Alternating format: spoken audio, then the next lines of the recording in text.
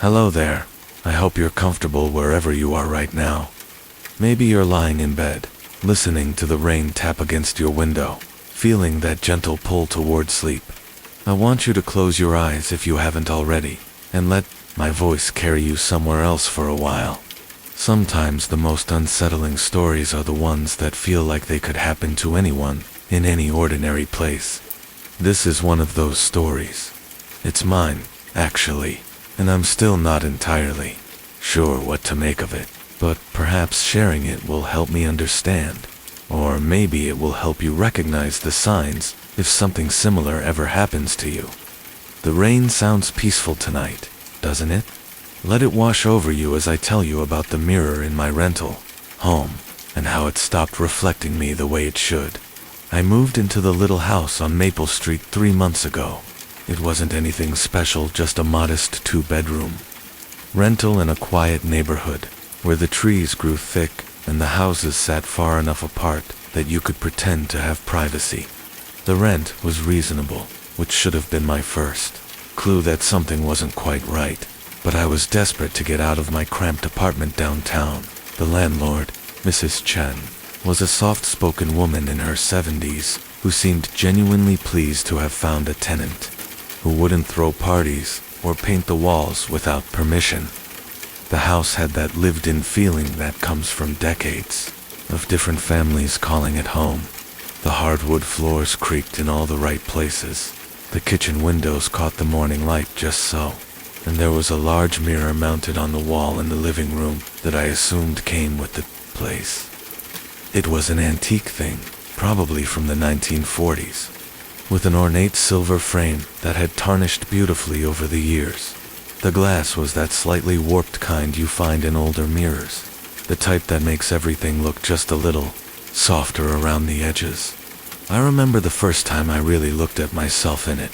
I was carrying boxes from the moving truck, sweaty and tired, and I caught my reflection as I walked past. For just a moment, I thought I looked different somehow. Older, maybe. More tired than I felt. But I dismissed it as the stress of moving, and the strange quality of the old glass. The first week passed without incident. I unpacked my things, arranged my furniture, and settled into the rhythm of a new place. The house was quiet during the day, and at night, I could hear the rain when it came, pattering against the roof and windows in a way that made me feel safe and enclosed. I liked the mirror. It made the living room feel larger, more open. When I watched television in the evenings, I could see myself from the corner of my eye, a comforting presence in my peripheral vision. But then, I started noticing small things. Nothing dramatic. Nothing that would make you call the landlord or question your sanity. Just tiny inconsistencies that nagged at the back of my mind, like the way my reflection seemed to move just a fraction of a second after I did, as if the mirror was showing me an echo of myself rather than a real-time image. Or how sometimes, when I was reading on the couch, I would glance up and swear that my reflection was looking in a different direction than I was. I told myself it was the old glass, or the lighting, or my imagination playing tricks on me. New houses do that to people. They make you hypersensitive to every sound, every shadow, every slight variation in your routine. I'd read about this phenomenon online, how moving to a new place can temporarily heighten your awareness of things that would normally go unnoticed. It's your brain's way of cataloging potential threats in an unfamiliar environment. But the feeling persisted and grew stronger. 2 weeks after I moved in, I was getting ready for work one morning when I noticed something in the mirror that made me stop brushing my teeth. My reflection was wearing a different shirt. Not completely different. It was still a blue button-down like the one I had on, but the pattern was subtly altered. Where my shirt had thin stripes, my reflection's shirt seemed to have a faint checkered pattern. I blinked hard, rubbed my eyes, and looked again.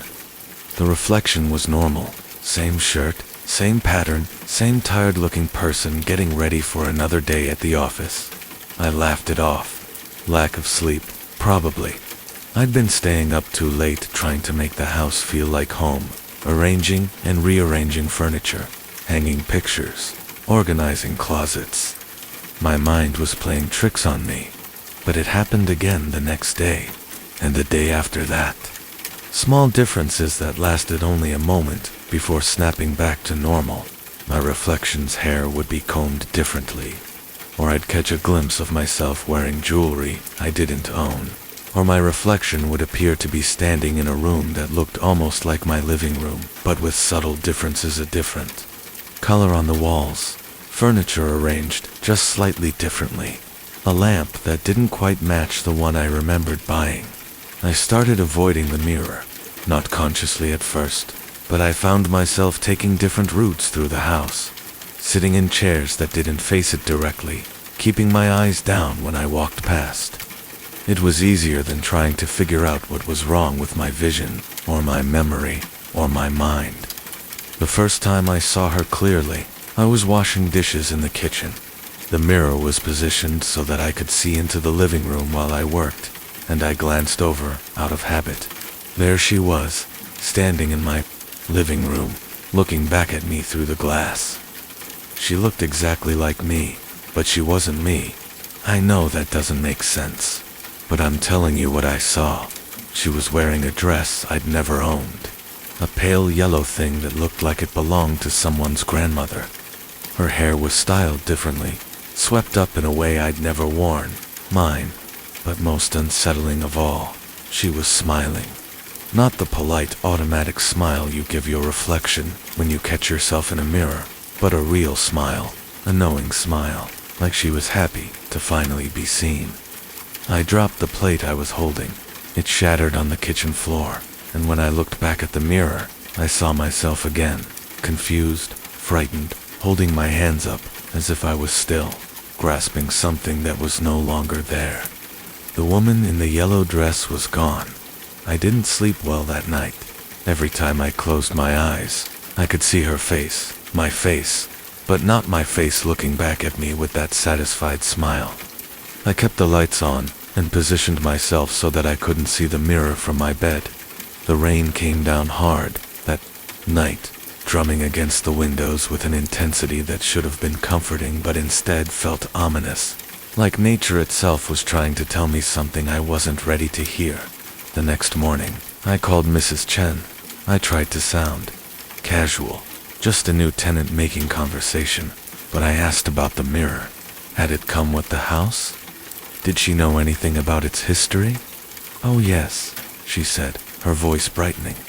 That mirror has been there since I bought the house in 1985. The previous owners left it behind. They said it was too heavy to move, and besides, it belonged with the house. I always thought it was beautiful, didn't you?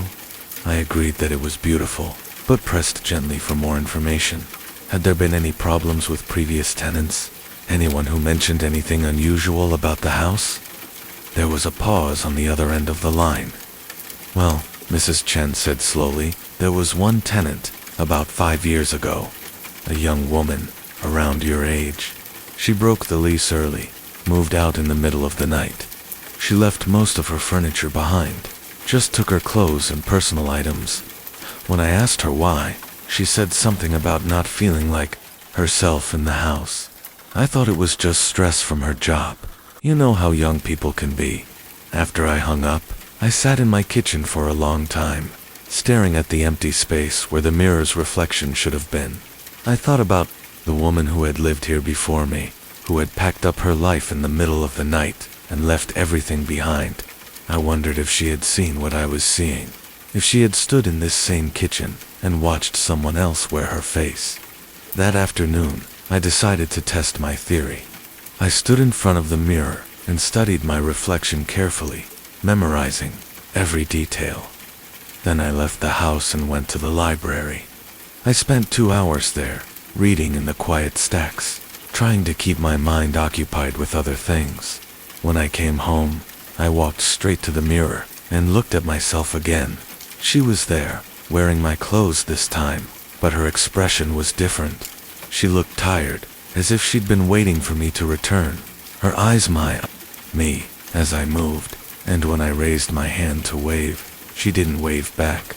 Instead, She placed her palm against the glass from the other side, as if she was trying to push through. I stumbled backward, my heart pounding so hard I could hear it over the sound of my own breathing. The reflection shifted, and suddenly I was looking at myself again, pale and terrified, with my hand pressed against my chest, as if I was trying to keep my heart from bursting out of my ribcage. That night, I covered the mirror with a bedsheet. I told myself I would figure out what to do about it in the morning, maybe call someone who knew about antiques, or old houses, or whatever was wrong with the glass. But when I woke up, the sheet was on the floor, folded neatly and placed beside the mirror, as if someone had carefully removed it during the night. The woman in the reflection was waiting for me. She was sitting on my couch, reading a book I didn't recognize, wearing pajamas that weren't mine. When she saw me looking, she closed the book and smiled that same knowing smile. Then she stood up and walked toward the mirror, toward me, until she was standing right up against the glass. I could see her clearly now, every detail of her face that was my face, but wasn't. Her skin was slightly paler, her eyes a shade darker. There were small lines around her mouth that I didn't have, and her hair was longer than mine, as if she'd been growing it out while I'd been cutting mine short. She looked like me, but she looked like someone who had lived a different life, made different choices, become a different person. She raised her hand and pressed it against the glass again, and this time I felt compelled to mirror her movement. When my palm touched the cold surface of the mirror, I felt something shift.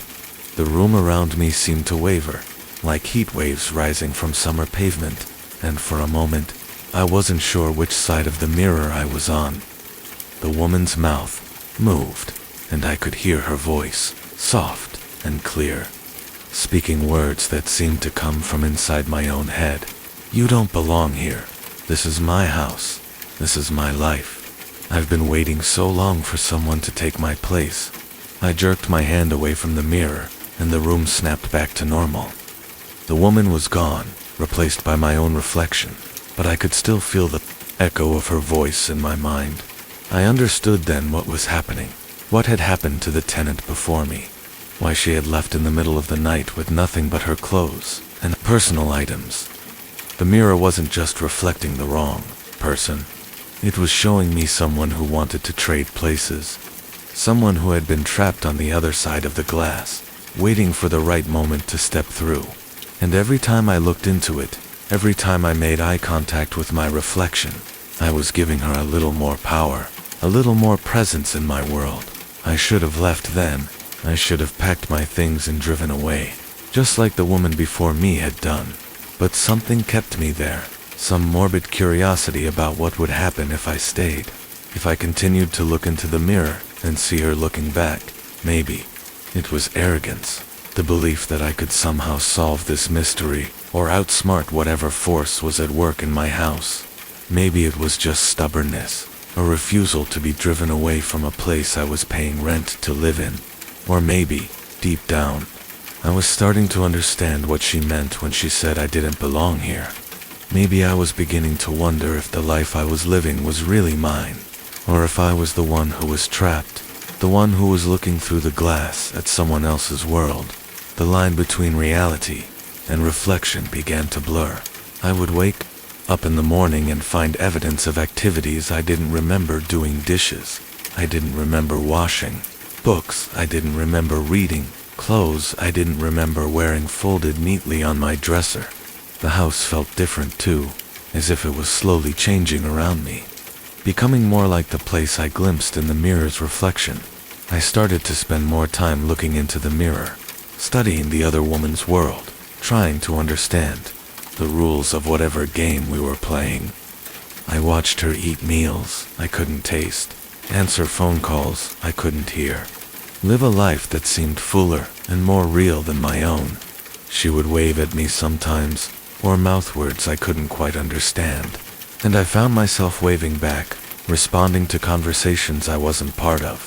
The rain came more frequently now, or maybe I was just noticing it more. It seemed to make the boundary between my world and hers more permeable, easier to cross.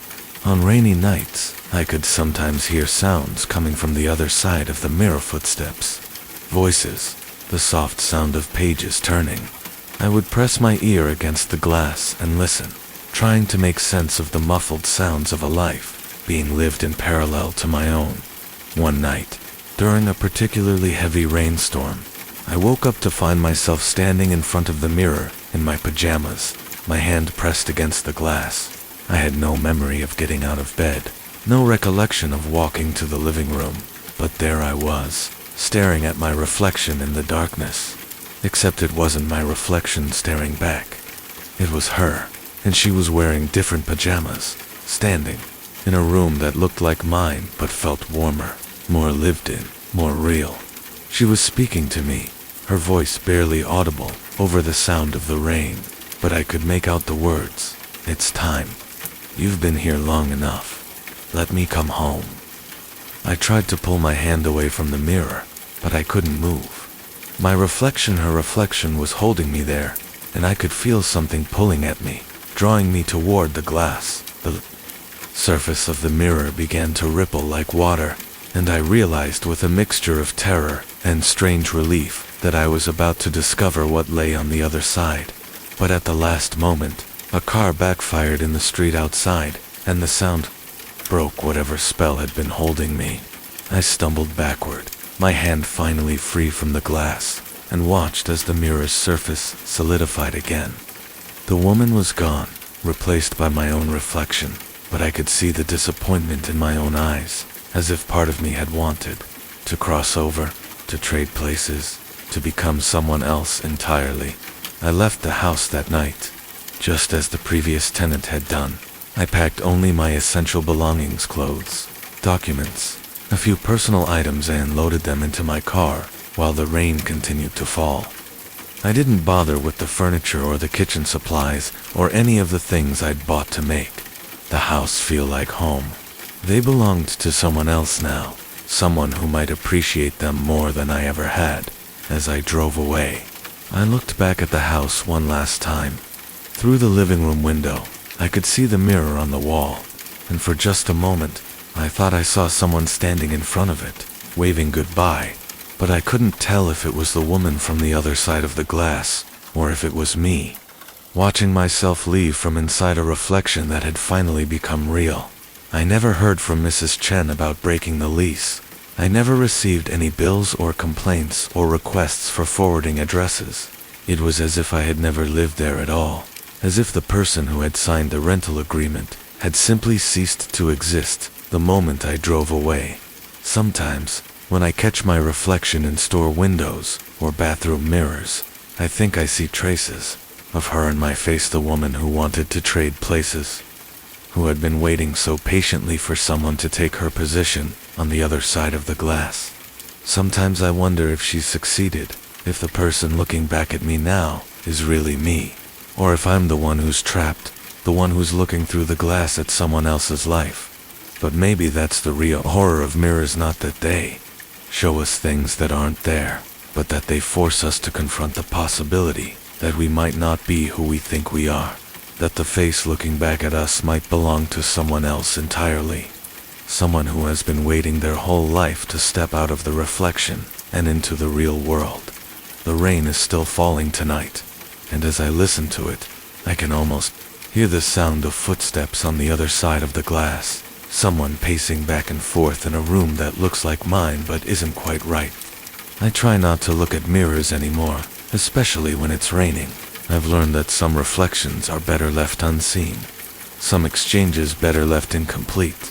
But every now and then, when the light is just right and the glass is old and slightly warped, I catch a glimpse of someone who looks like me, but isn't quite me. Someone who raises their hand in greeting and smiles that knowing smile, as if they're still waiting for their chance to come home. He died in the fire, but every winter he warms the house. This happened to me 3 winters ago, in a house that should have been empty, a house that should have been cold.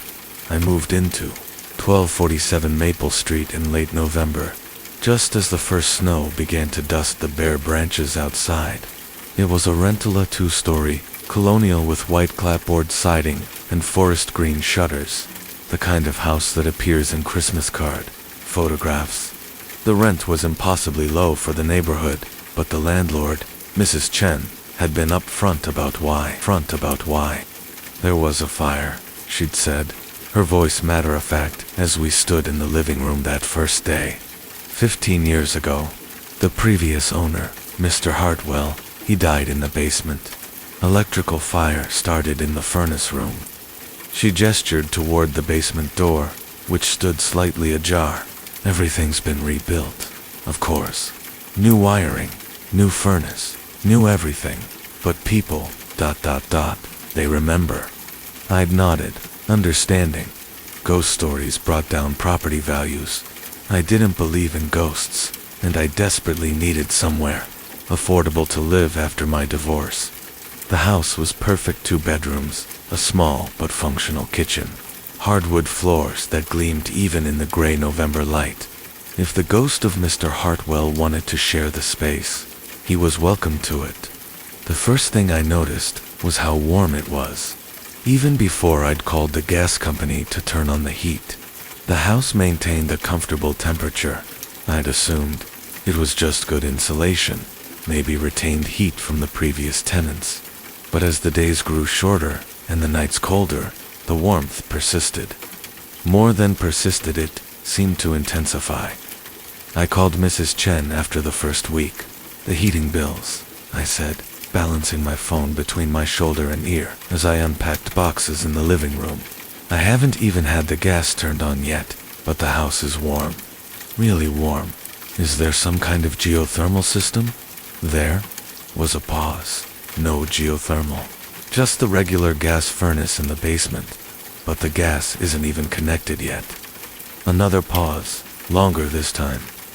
Mr. Hartwell, he was very particular about keeping the house warm. Said a cold house was a sad house. Maybe the insulation is just very good. That night, I went down to the basement to check the furnace myself. The basement was finished wood paneling on the walls, industrial carpeting on the floor, a small workshop area in one corner. The furnace sat in a separate room, gleaming and obviously new. When I checked the gas line, it was definitely disconnected, yet warm air seemed to flow from the vents anyway. I stood there for a long time, listening to the house settle around me. Old houses make noise, I knew that, but these sounds seemed almost ... purposeful, like footsteps moving carefully across the floor above me. Though I lived alone, like the soft whisper of someone adjusting a thermostat, though the thermostat was right beside me, untouched, the warmth felt different than normal heating. It didn't come in waves or cycles like a furnace would produce. Instead, it seemed to emanate from the walls themselves, constant and gentle, like being wrapped in a blanket that had been warmed by someone else's body heat. December arrived with a vengeance.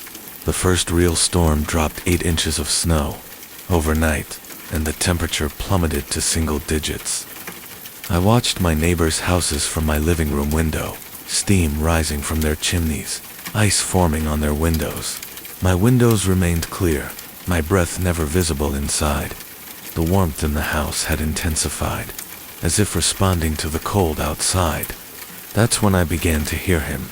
It started as a sound I initially mistook for the heating system, a soft, rhythmic breathing coming from the basement. But when I investigated, the sound would stop the moment I reached the bottom of the stairs. Sometimes I'd catch it again, seeming to come from the walls themselves. In, out, like someone sleeping peacefully. I researched Mr. Hartwell online, driven by curiosity more than fear. Thomas Hartwell, age 67, had lived in the house for 32 years. He'd been a widower, his wife Mary having died 5 years before the fire. The newspaper article about his death was brief but poignant.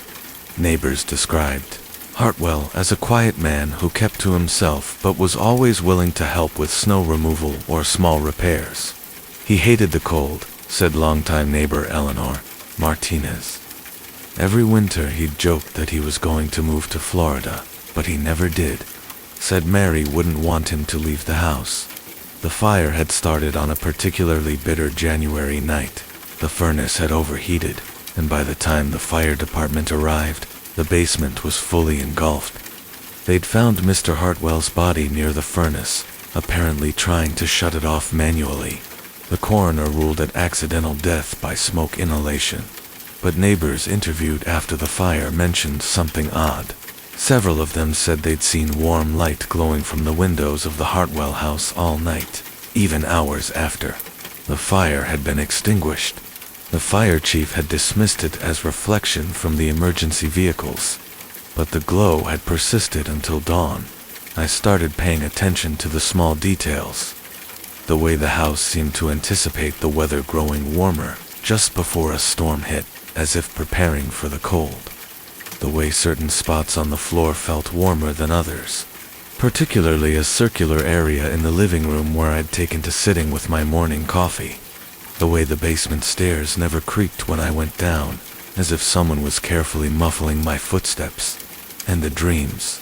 Every night, I dreamed of a man I'd never seen, but somehow recognized. He was tall and thin, with kind eyes and careful hands. In the dreams, he moved through the house with quiet purpose, adjusting something I couldn't see, tending to something I couldn't understand. He never spoke, but his presence felt protective, paternal. I'd wake feeling watched over, cared for. The house was taking care of me. And I was beginning to understand that it wasn't the house at all. Christmas came and went. I'd intended to visit my sister in California, but a massive blizzard grounded flights for 3 days. Instead of feeling trapped, I felt embraced. The house hummed with warmth and contentment, and I found myself enjoying the solitude. I cooked elaborate meals, read by the window, watched the snow fall in heavy, hypnotic curtains. It was the most peaceful Christmas I'd had in years. But peace, I was learning, could be its own kind of prison. January brought the real cold, the kind of cold that kills. Temperatures dropped below zero and stayed there for weeks. The city issued warnings about hypothermia and frostbite.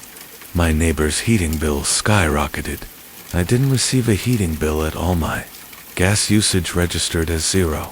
That's when I began to feel guilty. I started researching heating costs, calculating what I should be paying.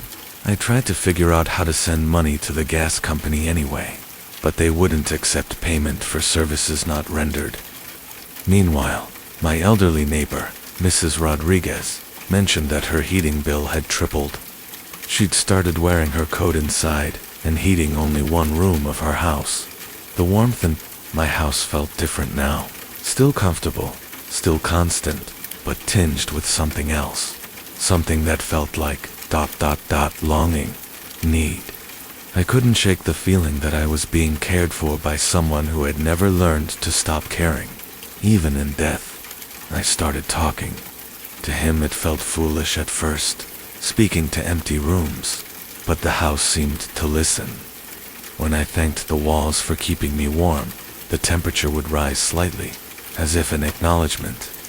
When I mentioned feeling isolated, the breathing sounds from the basement would become more audible, more present. "Mr. Hartwell," I said one evening, standing in the living room where the warmth seemed strongest. "Thomas, I know you're here." The house went completely silent. Even the omnipresent hum of warmth seemed to pause, as if holding its breath. "I'm grateful," I continued, "but I'm worried about you. This can't be ... healthy. Spending all your energy keeping one person warm when you should be. Shouldn't you be resting?" A soft sound came from the basement. Not breathing this time, but something like a sigh. Long and tired and infinitely sad. That night, I dreamed of Mary Hartwell. I'd never seen her photograph, but I knew it was her. She was beautiful in the way that comes with age and wisdom. Her gray hair pulled back in a simple bun, her eyes bright with unfinished conversations. She stood in the living room of the house as it had been before the fire, surrounded by furniture I didn't recognize, photographs I'd never seen. "He's tired," she said, her voice carrying the weight of years. But he doesn't know how to stop. He promised to keep the house warm. For me. And he's forgotten I'm not coming back. How do I help him? I asked. You have to be the one to leave, she said. He'll never abandon someone who needs him. It's not in his nature. I woke to the sound of weeping. Soft, muffled sobs coming from the basement. When I went downstairs, the sound stopped, but the air felt thick with grief. The furnace room door, which was always closed, stood open. Inside, the new furnace hummed quietly, but in the corner, I could swear I saw the outline of a man kneeling, his shoulders shaking with exhaustion. The weather report called for the coldest week in 20 years. Temperatures would drop to -15, with wind chills approaching -30. It would be dangerous to be outside, potentially fatal to be without heat. And I knew, with absolute certainty, that if I stayed in the house, Thomas Hartwell would keep me warm. He would pour every ounce of his remaining energy into protecting me from the cold. Just as he had tried to protect Mary, just as he had died trying to protect the house they'd shared, he would never stop. He would never rest. He would burn himself out completely, keeping me safe from the cold that terrified him even in death. I packed my bags that night. I called Mrs. Chen first thing in the morning. I'm moving out, I said. Today. Is something wrong with the house? No, I said, looking around the living room one last time. The house is perfect. That's the problem. I could feel him watching as I loaded my car, confusion and panic radiating from the walls. The temperature inside began to rise, as if he was trying to make the house more appealing, more comfortable. The warmth followed me to the door, seemed to reach for me as I stepped outside into the bitter morning air.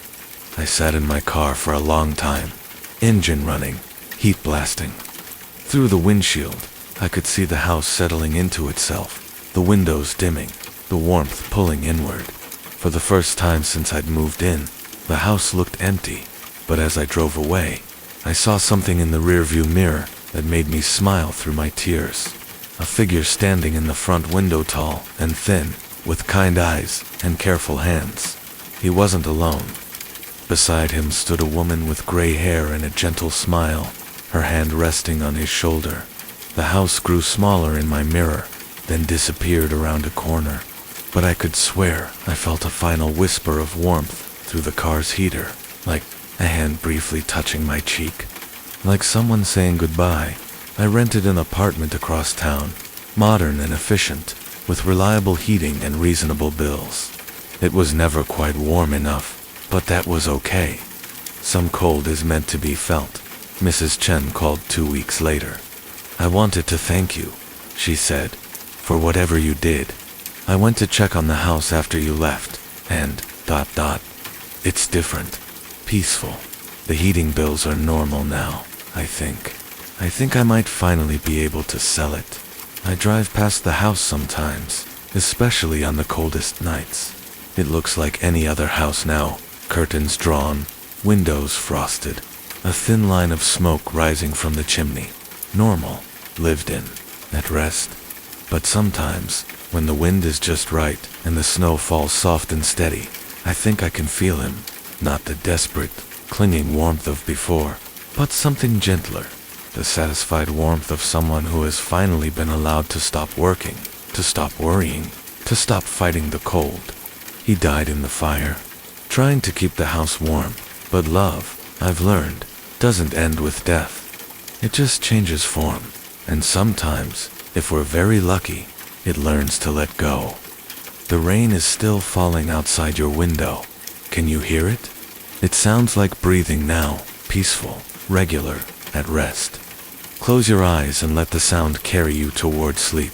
And if you wake in the night, feeling unexpectedly warm, remember Thomas Hartwell. Remember that love, even in its most desperate forms, is still love. And sometimes, the kindest thing we can do is teach it how to rest. I heard Gregorian chants in the middle of the woods. I need you to understand, this isn't just a story. This is my confession, my attempt to make sense of what I experienced in Those woods, outside Millbrook. Maybe if I speak it into the darkness, if I let it flow out with the rain, it won't feel so heavy inside my chest anymore. So listen closely, and let yourself drift as I tell you about the chance that no one should ever hear. My name is David, and I moved to Millbrook 3 months after my divorce was finalized. The town was small enough that everyone knew everyone, but distant enough from the city that I could disappear into my own solitude. I rented a cabin on the outskirts, surrounded by dense pine forest that seemed to swallow sound and light equally. The isolation felt like medicine after months of lawyers and arguments and the hollow echo of an empty house. The first few weeks were exactly what I needed.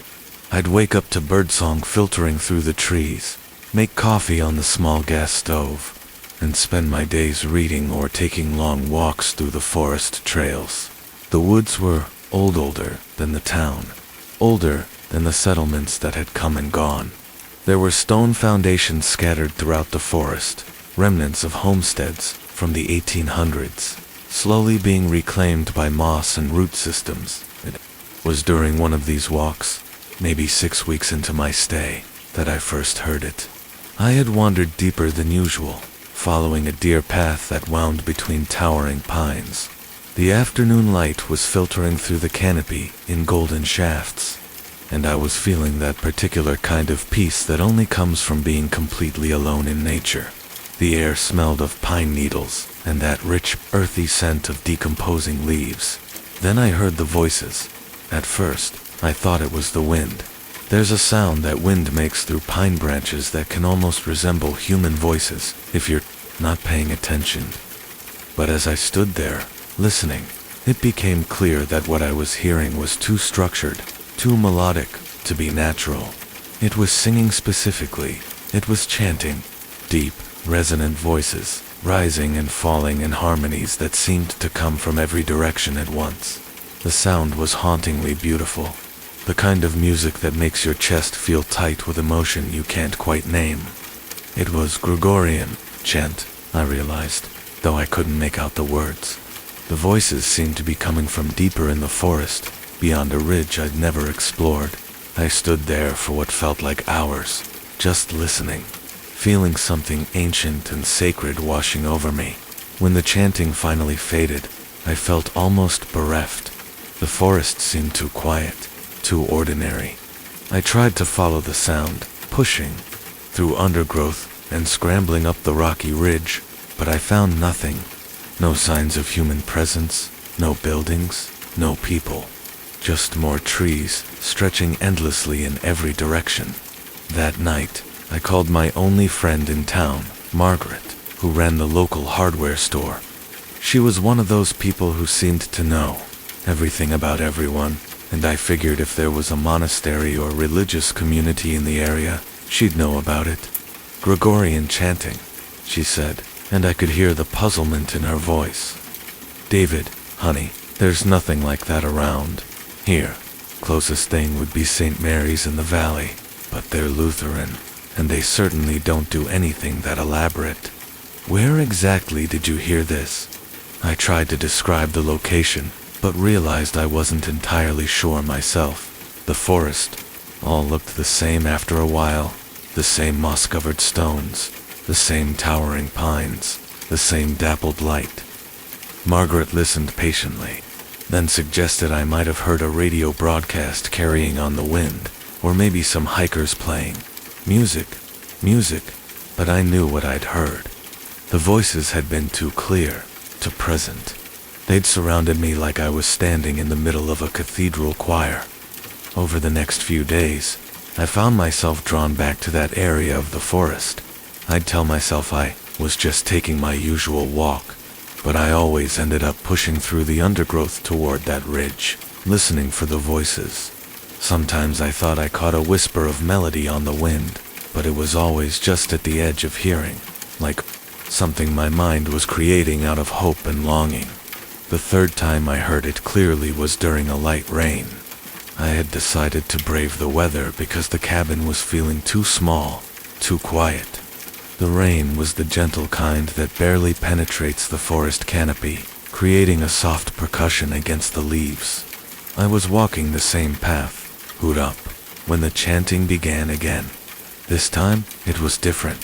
The voices sounded closer, more urgent. The harmonies were more complex, weaving together in patterns that seemed to pull at something deep in my chest. I could swear I heard individual voices within the chorus, a deep bass voice carrying the melody, higher tenors providing counterpoint, and something else. Something that made my skin prickle with recognition.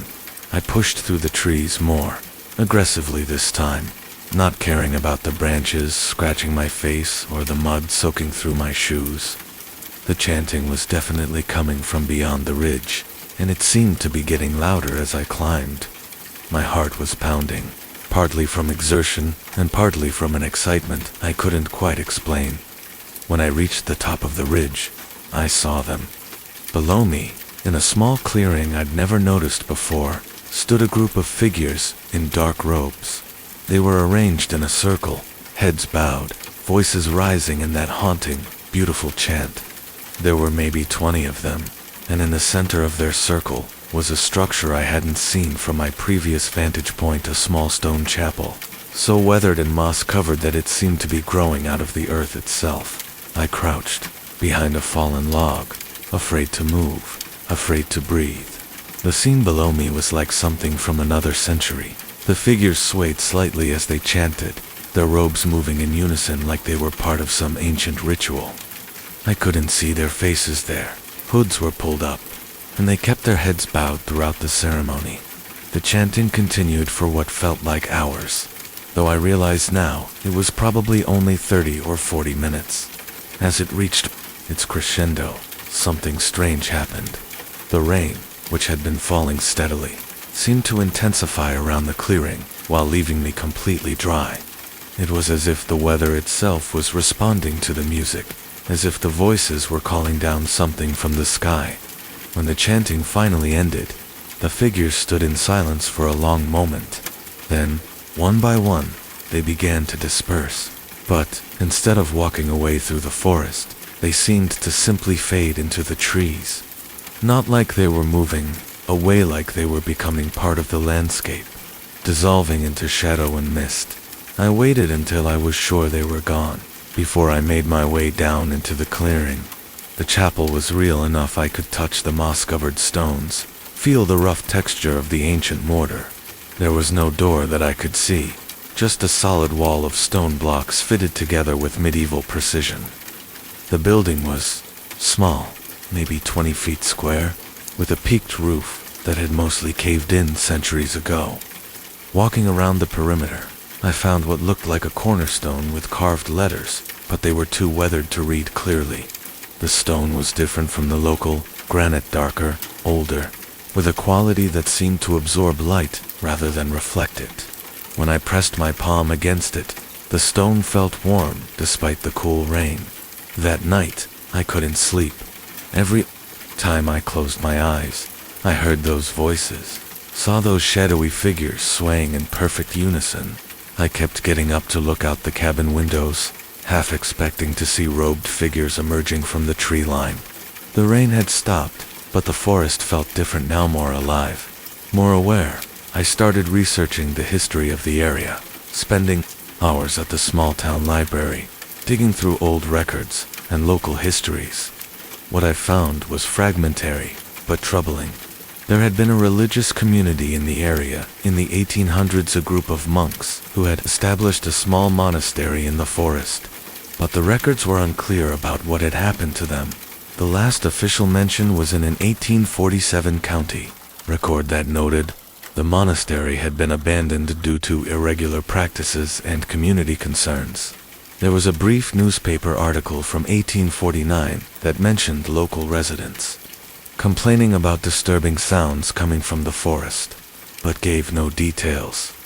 More disturbing were the unofficial accounts I found in personal letters and diary, entries that had been donated to the Historical Society. Several residents wrote about hearing ungodly chanting in the woods, and one farmer's journal from 1848 described finding the monastery completely empty one morning. with signs that the monks had left in the middle of a meal. The most chilling account came from a letter written by a traveling minister in 1850.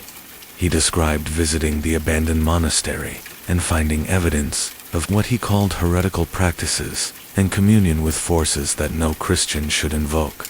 He wrote that he had ordered the building sealed and the grounds consecrated, but that locals continued to report hearing chanting from the forest for years afterward.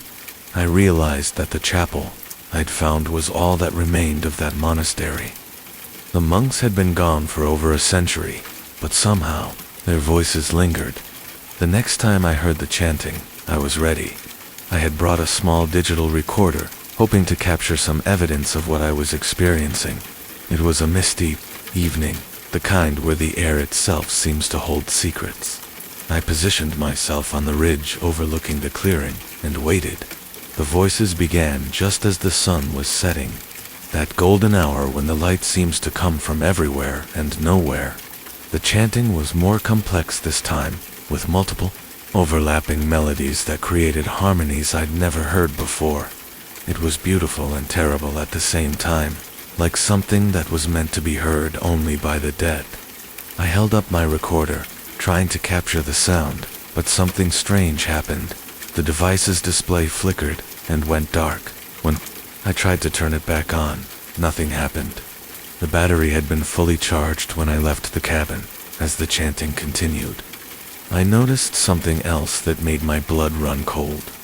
The figures in the clearing below weren't just standing in a circle anymore.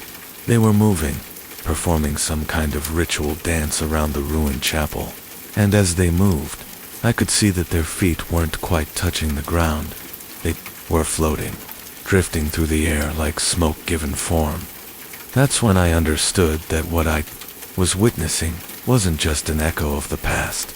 These weren't people at all. They were something else. The remnants of those long-dead monks, still performing their devotions in the place where they had lived and died.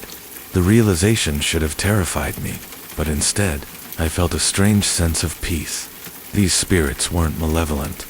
They were trapped, perhaps, but they were still engaged in worship, still reaching towards something divine, even in death.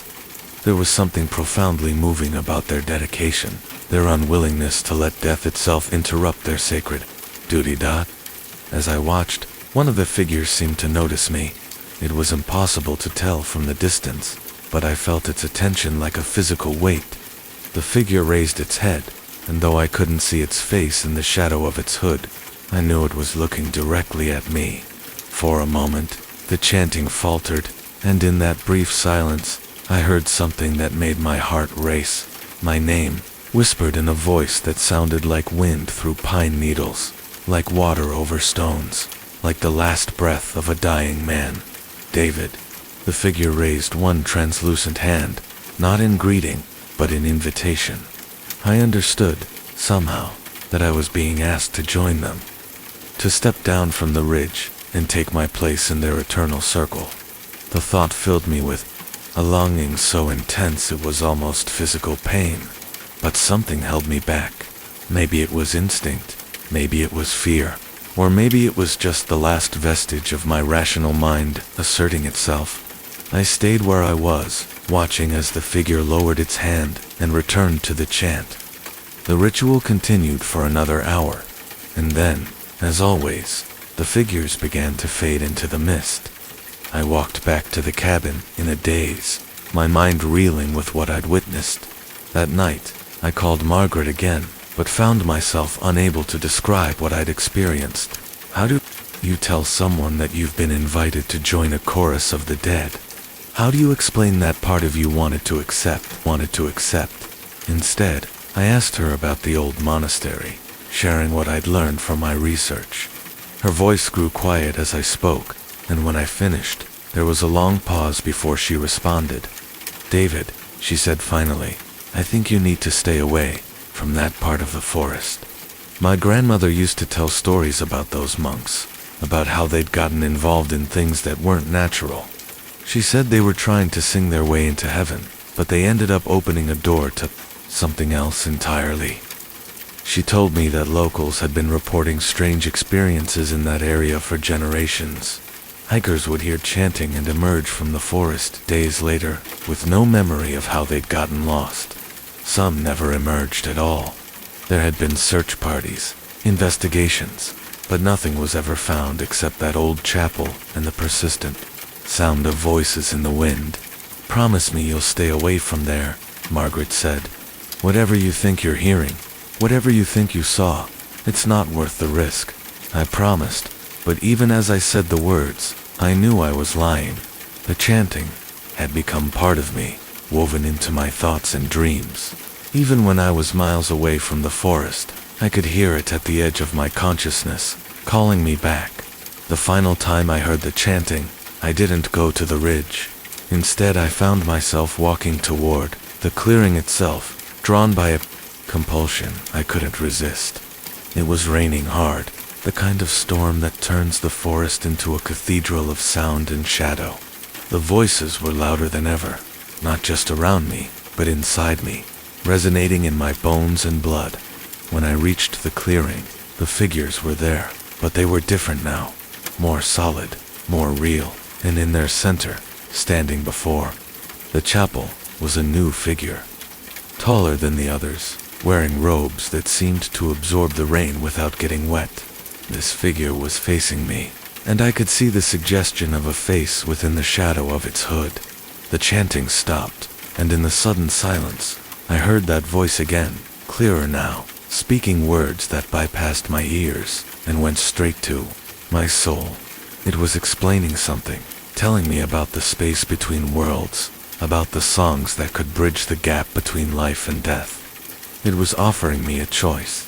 I could join them, add my voice to theirs, and sing forever in that liminal space between earth and sky. Or I could walk away, return to my small life, and spend the rest of my days hearing their voices in every storm, every whisper of wind through trees. I stood there in the rain, feeling the weight of that decision, and I realized that part of me had already chosen. The part that had been drawn to the forest, that had felt such profound longing when I first heard their voices. The part that had been preparing for this moment since the day I'd arrived in Millbrook.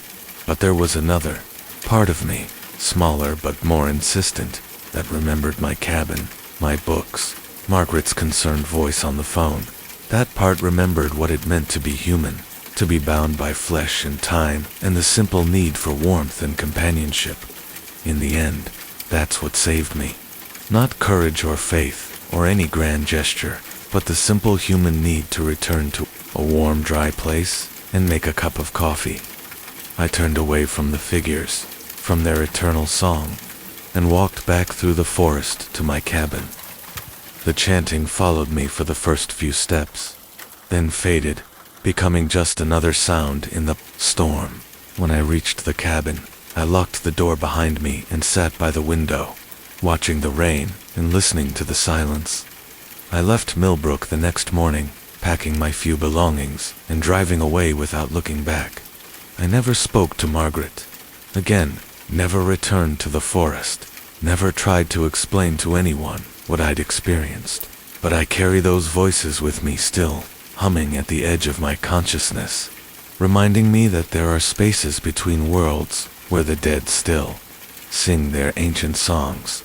Sometimes, on nights like this, when the rain falls heavy and rhythmic, I can hear them again, not calling to me now, but simply continuing their eternal vigil, their unending praise to whatever force keeps them tethered to that place. And I understand, finally, that they're not trapped at all. They're exactly where they want to be, singing their way towards something that the living can never quite reach. Listen to the rain now, as it falls against your windows. Let it wash away the day's concerns, the small anxieties and disappointments. And if you hear something else in its rhythms, that sounds almost like voices, almost like song, don't be afraid. Just let it carry you gently toward sleep, toward dreams where the boundary between this world and the next grows thin, and where all songs, even the most ancient ones, eventually find their way home. The basement door only opens when I'm alone. Know that feeling when you move into a new place and everything feels slightly off, like you're wearing someone else's clothes or sleeping in someone else's dreams. That's how I felt when I first rented the apartment on Maple Street. It was a converted Victorian house, divided into 4 units, and I had the ground floor. The rent was reasonable, the neighborhood was quiet, and my landlord, Mrs. Chen, seemed pleasant enough during our brief meeting. What I didn't realize then was that some places choose their tenants, not the other way around. The apartment itself was charming in that worn, comfortable way old places can be.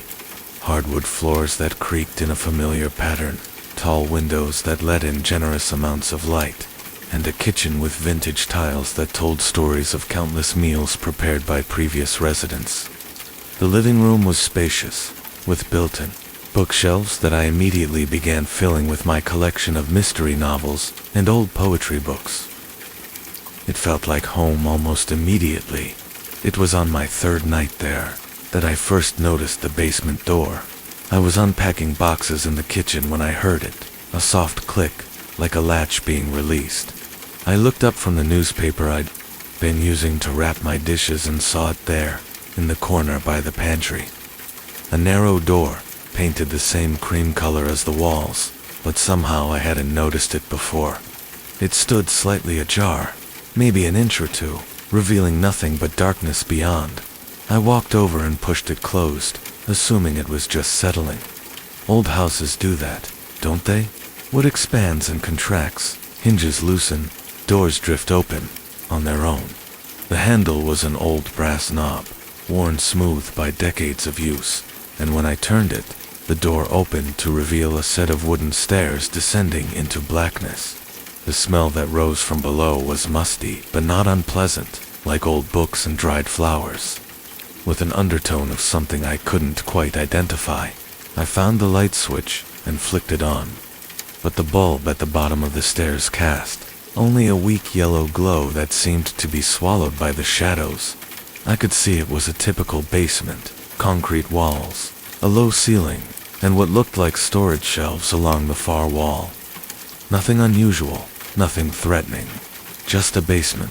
But as I stood there looking down, I felt an odd sensation, like someone was looking back at me from the darkness. I shook my head, laughing at myself. Moving stress, I decided. Too much caffeine and too little sleep. I closed the door firmly and went back to unpacking the next morning. I asked Mrs. Chen about the basement when she stopped by to drop off some mail that had been delivered to her unit by mistake. She was a small woman in her 70s, always impeccably dressed and carrying herself with the quiet dignity of someone who had weathered many storms. "Oh, the basement," she said, adjusting her glasses.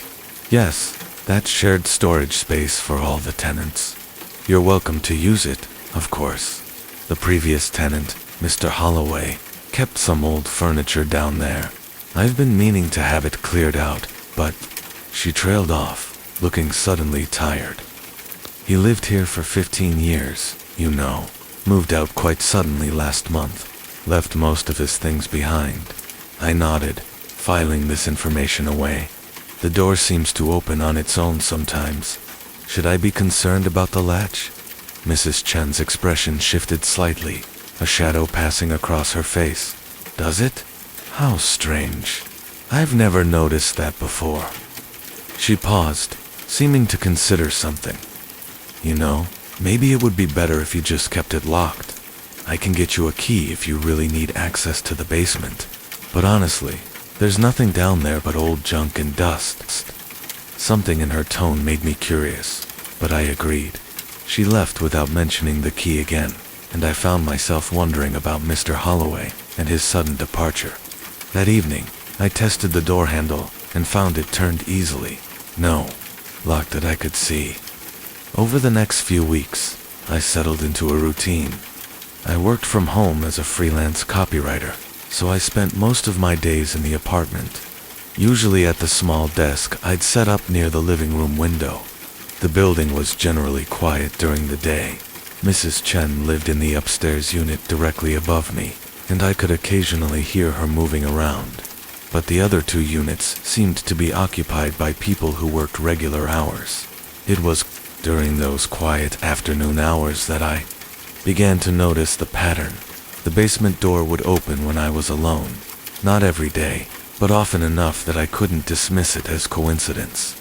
I'd be working at my computer, absorbed in writing product descriptions or website copy, and I'd hear that soft click from the kitchen. When I got up to investigate, the door would be standing open, revealing the same dark stairway descending into the basement. At first, I rationalized it. Old house, uneven floors, loose hinges. I bought a small doorstop and wedged it under the door, but somehow it would work its way loose.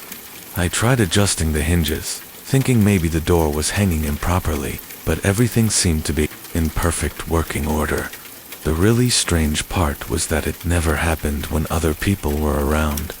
Mrs. Chen stopped by one afternoon to check on a plumbing issue, and we spent nearly 2 hours in the kitchen while the plumber worked. The door remained firmly closed the entire time.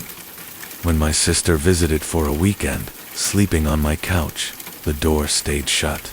But the moment I was alone again, within hours, I'd hear that familiar click. I began to keep a notebook, recording each time it happened. The entries were brief, but consistent. October 15th, 2:30 p.m. Door open again. Closed it. No sounds from basement. October 18th, 11:45 a.m. Door open. Noticed the smell was stronger today, like flowers, but old ones, dried petals. October 22 any day. For 15 p.m. door open. Thought I heard something when I closed it, like footsteps, but very faint. By the end of October, I had dozens of entries. The pattern was unmistakable, and I was starting to feel like I was being watched. Not just when the door was open, but all the time. I'd catch myself glancing toward the kitchen, expecting to see the door standing ajar. Waiting for me, I decided to do some research on the building's history. The local library had records going back to the 1920s, and I learned that 47 Maple Street had been built in 1923 by a man named Edgar Whitmore. He'd lived there with his wife and daughter until 1943, when the family had mysteriously disappeared. The house had sat empty for several years before being sold and converted into apartments. The librarian, a helpful woman named Sarah, found newspaper clippings about the disappearance. The articles were brief and frustratingly vague. The family had simply vanished one autumn night, leaving behind a fully furnished house and no indication of where they might have gone. Police had investigated but found no evidence of foul play. The case had eventually gone cold. Tragic story, Sarah said, sliding the photocopied articles across the desk. I remember my grandmother talking about it. She lived on that street. Back then, said the whole neighborhood was spooked for years afterward. I took the articles home and read them more carefully. One detail caught my attention. Edgar Whitmore had been described as a collector who kept extensive records of his acquisitions in his basement office. The family had disappeared in October 1943, almost exactly 80 years ago. That night, I stood in my kitchen staring at the basement door. It was closed, as it always was when I went to bed, but I found myself wondering about Edgar Whitmore and his collection. What had he kept down there? And more importantly, what had happened to make an entire family vanish without a trace? I reached for the door handle, then stopped. Something about the brass knob looked different in the lamplight. There were scratches on it, small marks that looked almost like fingernail gouges. They hadn't been there before. I was certain of that. I ran my finger over them, feeling the tiny ridges in the metal, and a chill ran down my spine. The door opened under my touch. I hadn't turned the handle. I'd simply been examining the scratches, and the door had swung open on its own, revealing the dark stairway below. But this time, the weak basement light was already on, casting that familiar yellow glow up the stairs. I stood frozen, listening. From somewhere in the darkness below, I could hear a sound I'd never noticed before, a soft, rhythmic tapping. like fingers drumming on wood or rain hitting a window, but it was coming from inside the basement, not from outside. My rationale: mine told me to close the door and call Mrs. Chen in the morning, but something else, some deeper curiosity, urged me forward. I found myself stepping onto the first wooden stair, then the second. Drawn by that mysterious tapping sound, the basement was larger than I'd expected. The weak light revealed concrete walls lined with metal shelving, just as I'd seen from above. But there were also areas that extended beyond the circle of illumination. The tapping sound was clearer now, and it seemed to be coming from the far end of the basement, where the shadows were deepest. I pulled out my phone and used its flashlight to explore. The shelves contained the usual basement detritus: old paint cans, cardboard boxes, a few pieces of covered furniture. But as I moved deeper into the space, I began to notice things that seemed out of place. There were books scattered on one of the shelves, not just any books, but leather-bound. Volumes that looked much older than anything that should have been in a 20th century basement. I picked one up and opened it, finding pages covered in meticulous handwriting. The ink was faded but legible, and as I read, I realized I was looking at some kind of inventory or catalog. Item number 247, music box, silver, approximately 1890, acquired from estate sale, Morrison family. Note: plays melody continuously at 3:17 a.m. each night. Item number 251, mirror, handheld, ornate, silver backing, origin unknown. Note: reflection occasionally shows different room than actual surroundings. Item number 253, photograph, family portrait, dated 1923. Note: additional figures appear in background when viewed under candlelight. I flipped through page after page of similar entries, each describing an object and its unusual properties. This had to be Edgar Whitmore's collection records, the basement office the newspaper had mentioned. But if that was true, what had happened to the actual items? The shelves around me held only ordinary household storage. Nothing that matched the mysterious objects described in the ledger. The tapping sound had stopped while I was reading, but now it started again, closer. This time, I looked up from the book and saw something that made my blood run cold. There was a door at the far end of the basement. Not a door leading outside. We were below ground level, but a door that opened onto another room. A room that shouldn't exist, given the layout of the building above. The tapping was coming from behind that door. I approached it slowly, my phone's flashlight beam dancing across the wooden surface. It was older than the basement door upstairs, made of dark wood with iron hinges that looked like they belonged in a medieval castle. There was no handle, just a heavy iron latch that had been secured with a rusty chain and padlock. The tapping continued, a steady rhythm that seemed almost like a code. As I stood there listening, I realized it was a code, Morse code. I'd learned it as a child, fascinated by the idea of secret messages, and though I was rusty, I could still make out the letters.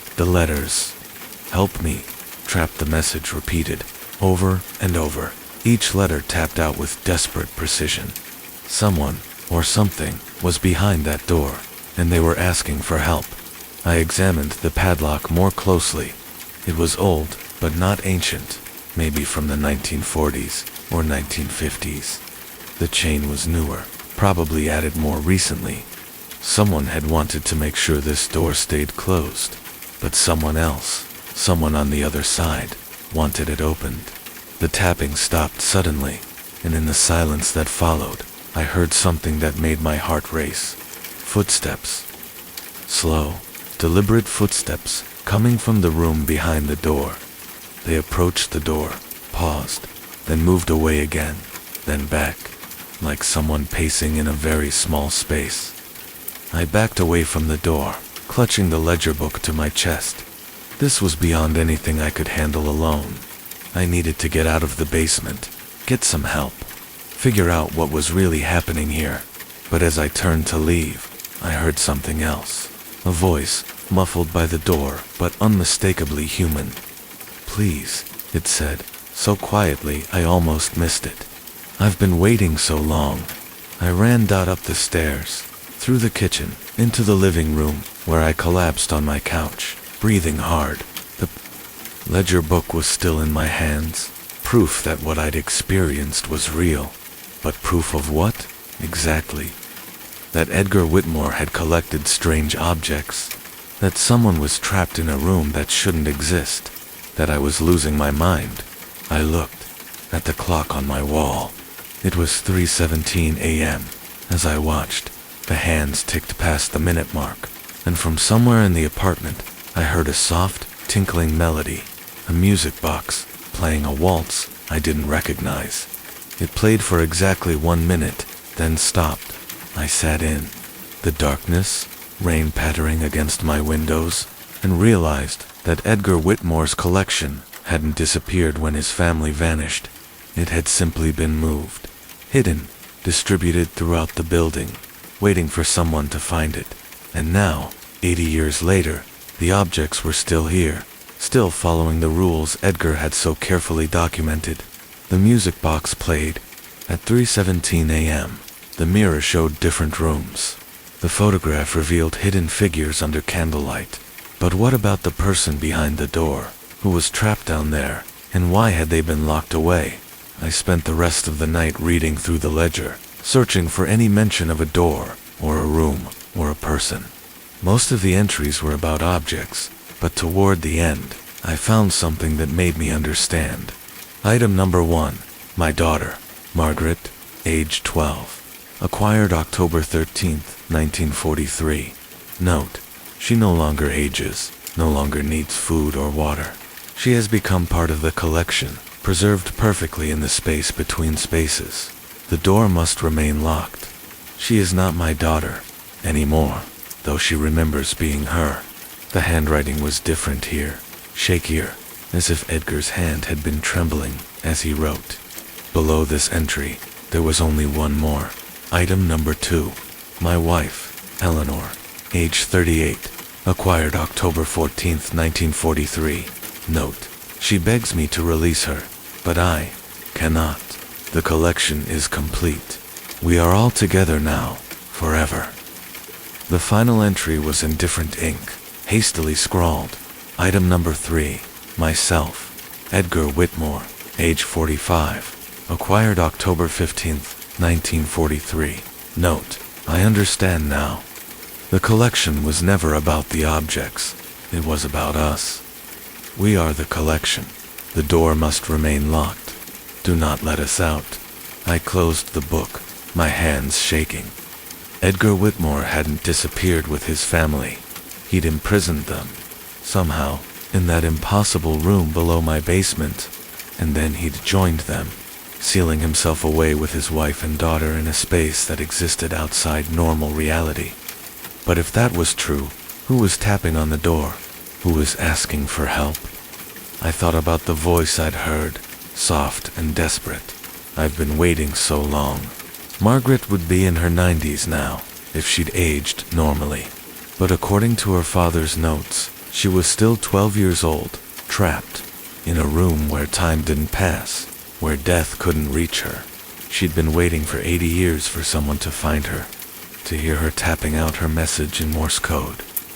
The next morning, I called Mrs. Chen. She arrived within an hour, looking more tired than I'd ever seen her. When I told her about the basement door, about the ledger, about the impossible room below, she sat down heavily at my kitchen table and put her head in her hands. I was hoping you wouldn't find it, she said quietly. Mr. Holloway lived here for 15 years without ever going down there. I thought maybe it was finally over. You knew, I asked. You knew about the room, about the Whitmore family. She nodded slowly. My grandmother bought this building in 1945. She told me the story when I was old enough to understand. The Whitmores didn't disappear. They were trapped. Edgar had gotten involved with something he shouldn't have. Some kind of ... ritual. He thought he could preserve his family forever. Keep them safe from the war, from death, from everything, but he made them prisoners instead. And they're still down there. The door has been locked for 80 years. My grandmother put the chain on it, and my mother reinforced it, and I've kept it sealed. But lately, ... She looked up at me, her eyes filled with a sadness I couldn't fathom.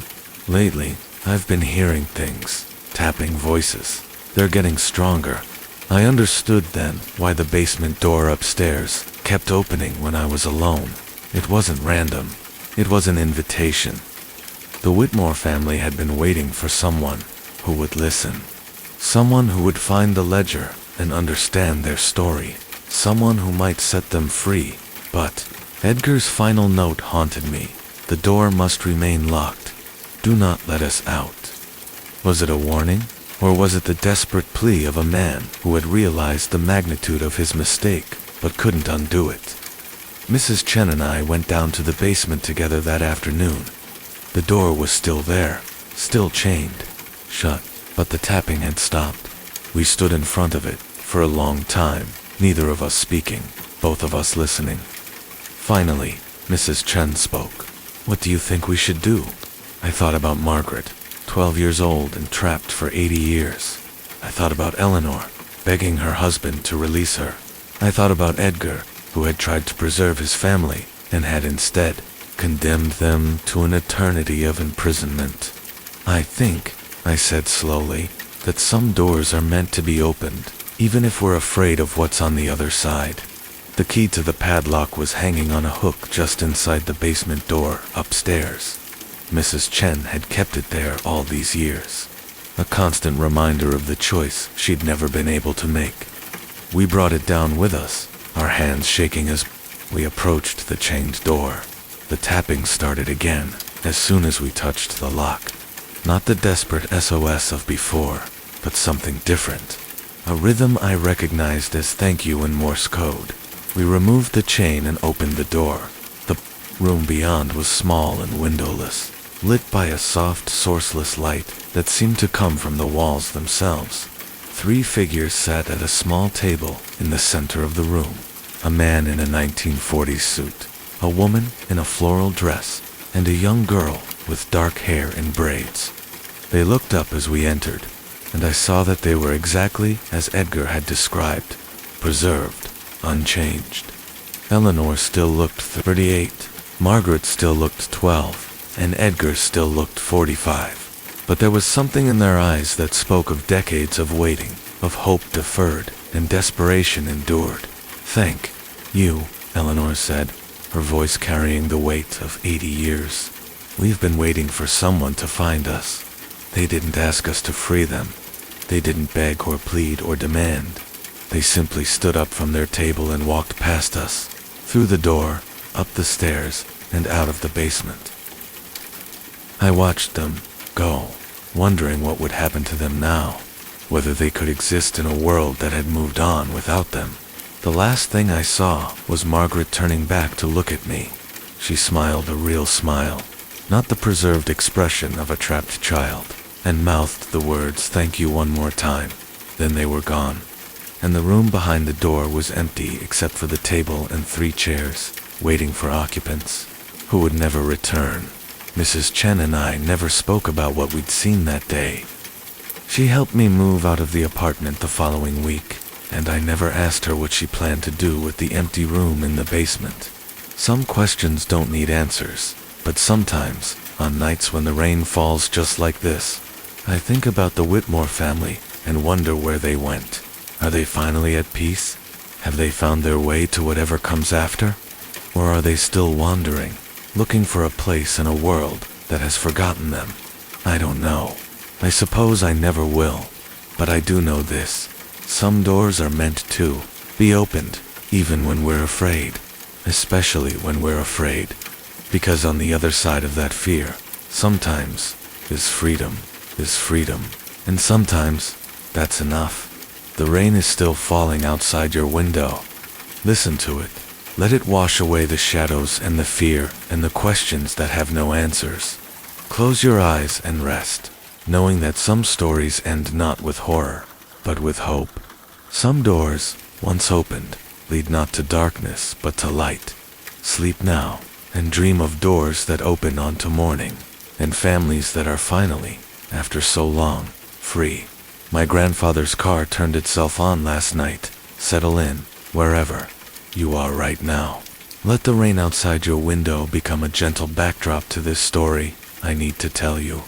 Sometimes the most unsettling things happen in the quietest moments, in the spaces between sleep and waking, when the familiar world around us begins to shift in ways we can't quite explain.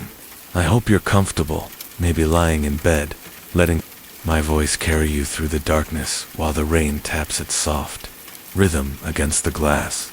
This story is about my grandfather's car, and what happened the night it decided to wake up on its own. It's a story about inheritance, about the things we leave behind, and about how sometimes the past refuses to stay buried in the places we think we've left it. Close your eyes if you haven't already, and let me tell you about the car that wouldn't let go. My grandfather died on a Tuesday in October, 3 weeks before his 84th birthday. He went peacefully in his sleep, which is what everyone says when they want to make death sound gentle and planned. But I think he just got tired of waiting for something that was never going to come. He'd been living alone in the same house for 30 years, ever since my grandmother passed, and in all that time, he'd never changed a single thing about the way he lived his days. Every morning, at 6:30, he would shuffle out to the garage in his house slippers and start up his 1967 Buick Skylark. He'd let it run for exactly 10 minutes, just sitting there in the driver's seat with his hands folded in his lap, listening to the engine warm up. Then, he'd drive to the corner store for his newspaper and a black coffee, take the same route through town that he'd been taking for decades, and come home to read the paper cover to cover, before starting on whatever small project was waiting for him that day. The car was his pride and joy, though he never said so directly. It was the color of deep forest green, with chrome bumpers that he polished every Saturday morning until they gleamed like mirrors. He'd bought it new in 1967, the year he married my grandmother, and he'd maintained it with the kind of meticulous care that comes from genuine love. Every oil change was recorded in a small notebook he kept in the glove compartment, along with receipts for every repair, every new part, every gallon of gas he'd put in it over the past 56 years. When he died, I inherited the house and everything in it. I wasn't particularly close to my grandfather. He was a quiet man who kept his thoughts to himself, but I was his only living relative, and I suppose he figured I was the logical choice to handle his affairs. The house was small but well maintained, filled with furniture that had been old when I was a child, and books that smelled like pipe, tobacco, and time. The car sat in the garage like a sleeping animal, covered by a gray tarp that my grandfather had draped over it every night for as long as I could remember. I pulled the tarp away that first day, and underneath, the Skylark looked exactly as it had the last time I'd seen it, years ago. The paint was still pristine, the chrome still gleaming, the interior still smelling faintly of the leather conditioner my grandfather used to apply religiously every few months. I ran my hand along the hood, feeling the smooth coolness of the metal, and I could almost hear his voice explaining to me how to check the oil level, how to listen for changes in the engine's rhythm, how to treat a car like a living thing that deserved respect and care. The keys were hanging on a small hook beside the garage door, right where he'd left them, along with the keychain shaped like a miniature wrench that my grandmother had given him for their first anniversary. I decided to keep the car, though I wasn't sure why.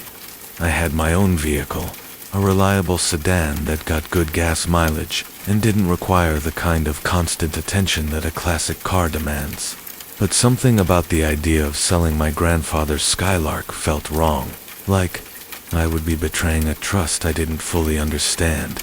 So I left it in the garage, covered it with the tarp, and told myself I would figure out what to do with it eventually. The house was quiet, in a way that felt different from ordinary silence. It was the kind of quiet that comes from decades of routine, from the same person, doing the same things, in the same order every day. For so long that the walls themselves seemed to remember the pattern. I could feel my grandfather's presence in every room, not in a supernatural way, but in the way that places hold the echo of the people who have lived in them. I started staying in the house on weekends, telling myself I was just getting it ready to sell, but really I was trying to understand who my grandfather had been beyond the quiet, formal man I remembered from family gatherings. I went through his books, his papers, his carefully organized closets. I found photo albums filled with pictures of him and my grandmother, young and smiling, posed beside the skylark in various locations around the country. There were road trip photos, vacation snapshots, pictures of them washing and waxing the car together in the driveway. One evening, about a month after the funeral, I was sitting in his kitchen reading through his maintenance notebook when I heard a sound from the garage. It was subtle at first, just a soft clicking noise that could have been the house settling or the wind rattling something outside. But then I heard it again, more distinctly this time, and I realized it was the sound of a car door closing. I sat still for a moment, listening. The house was completely silent, except for the gentle patter of rain that had started falling while I was absorbed in reading. Then I heard it, again, not a door closing this time, but the soft squeak of someone settling into a car seat, the kind of sound leather makes when it's been sat in thousands of times and knows exactly how to accommodate a familiar body. I walked to the door that connected the kitchen to the garage, my hand hovering over the light switch. The sounds continued, small, domestic noises that spoke of someone going through a familiar routine. The rustle of paper, the soft snap of a glove compartment opening and closing, the quiet hum of someone comfortable in their own space. When I finally flipped the switch and opened the door, the garage was empty, except for the car, still covered by its tarp. But the air smelled different, warmer somehow, and I could swear I detected the faint scent of my grandfather's cologne mixed with the metallic smell of engine, oil, and old leather. I lifted the tarp and looked inside the car. Everything appeared normal. The keys were still on their hook, the doors were locked, the windows were rolled up tight, but the driver's seat had an impression in it, as if someone had been sitting there recently, and when I touched the leather, it felt warm. I told myself it was my imagination, or maybe the temperature changed from the day's heat to the cool evening. Old cars do strange things, I reasoned. Leather shifts, metal expands and contracts, and in a house full of memories, it's easy to hear things that aren't really there. But I couldn't shake the feeling that I had interrupted something, that I had walked in on a private moment that was never meant to be observed. The next weekend, I decided to sleep in the house instead of driving back to my apartment. I was making good progress on sorting through my grandfather's belongings, and I wanted to finish going through his papers before I lost momentum. I set up a temporary bed in the living room, surrounded by boxes of documents and photo albums, and fell asleep to the sound of rain drumming steadily against the windows. I woke up sometime in the middle of the night to the sound of an engine starting, not the aggressive roar of a car being pushed to life, but the smooth, gentle purr of a well-maintained engine turning over exactly as it should. I lay still in the darkness, listening to the idle settle into a steady rhythm, and I knew without looking that it was coming from the garage. I got up and walked to the kitchen door, my bare feet silent on the cold linoleum. The sound was clearer now, unmistakably the sound of my grandfather's skylark running at idle. I could hear the subtle irregularities in the engine's rhythm that spoke of its age and character, the slight hesitation between cylinders that had been there for as long as I could remember. When I opened the door to the garage, the car was running. The tarp had been folded neatly and placed on the workbench, and the skylark sat there in the overhead light, its engine purring contentedly, exhaust visible in the cool air. The driver's side door was open, and I could see that someone had been sitting there recently. The seat was adjusted to accommodate my grandfather's height, and there was a folded newspaper on the passenger seat. I approached the car slowly. not sure what I was expecting to find. The keys were in the ignition, turned to the on position, and the dashboard lights glowed softly in the dim garage. The radio was playing quietly, tuned to an oldies station that was broadcasting the kind of music my grandfather used to hum while he worked on household projects. I slid into the driver's seat, and immediately I felt surrounded by my grandfather's presence. The steering wheel was positioned exactly where he would have set it. The mirrors angled for his height, the radio preset to his favorite stations. The car felt alive around me, not in a frightening way, but in the way that familiar spaces hold. The essence of the people who have spent time in them. I sat there for a long time, letting the engine run, listening to the rain on the garage roof. The newspaper beside me was opened to the obituaries page, and I realized it was the edition from the day after my grandfather's funeral. Someone had circled his name with a red pen, and beside it, in his careful handwriting, was a single word: ready? I turned off the engine and sat in the silence for a moment, trying to process what I had seen. The car was warm, the engine was perfectly tuned, and everything felt exactly as it should. But there was no logical explanation for how the car had started itself, or how the newspaper had gotten there, or how everything had been arranged so precisely according to my grandfather's preferences. Over the following weeks, it happened again, always at night, always when it was raining, always with the same gentle attention to detail. I would hear the engine start, and when I investigated, I would find the car running with the door open, as if someone had just stepped out for a moment and planned to return. Sometimes there would be different newspapers on the passenger seat, always opened to the obituaries, always with names circled in red ink.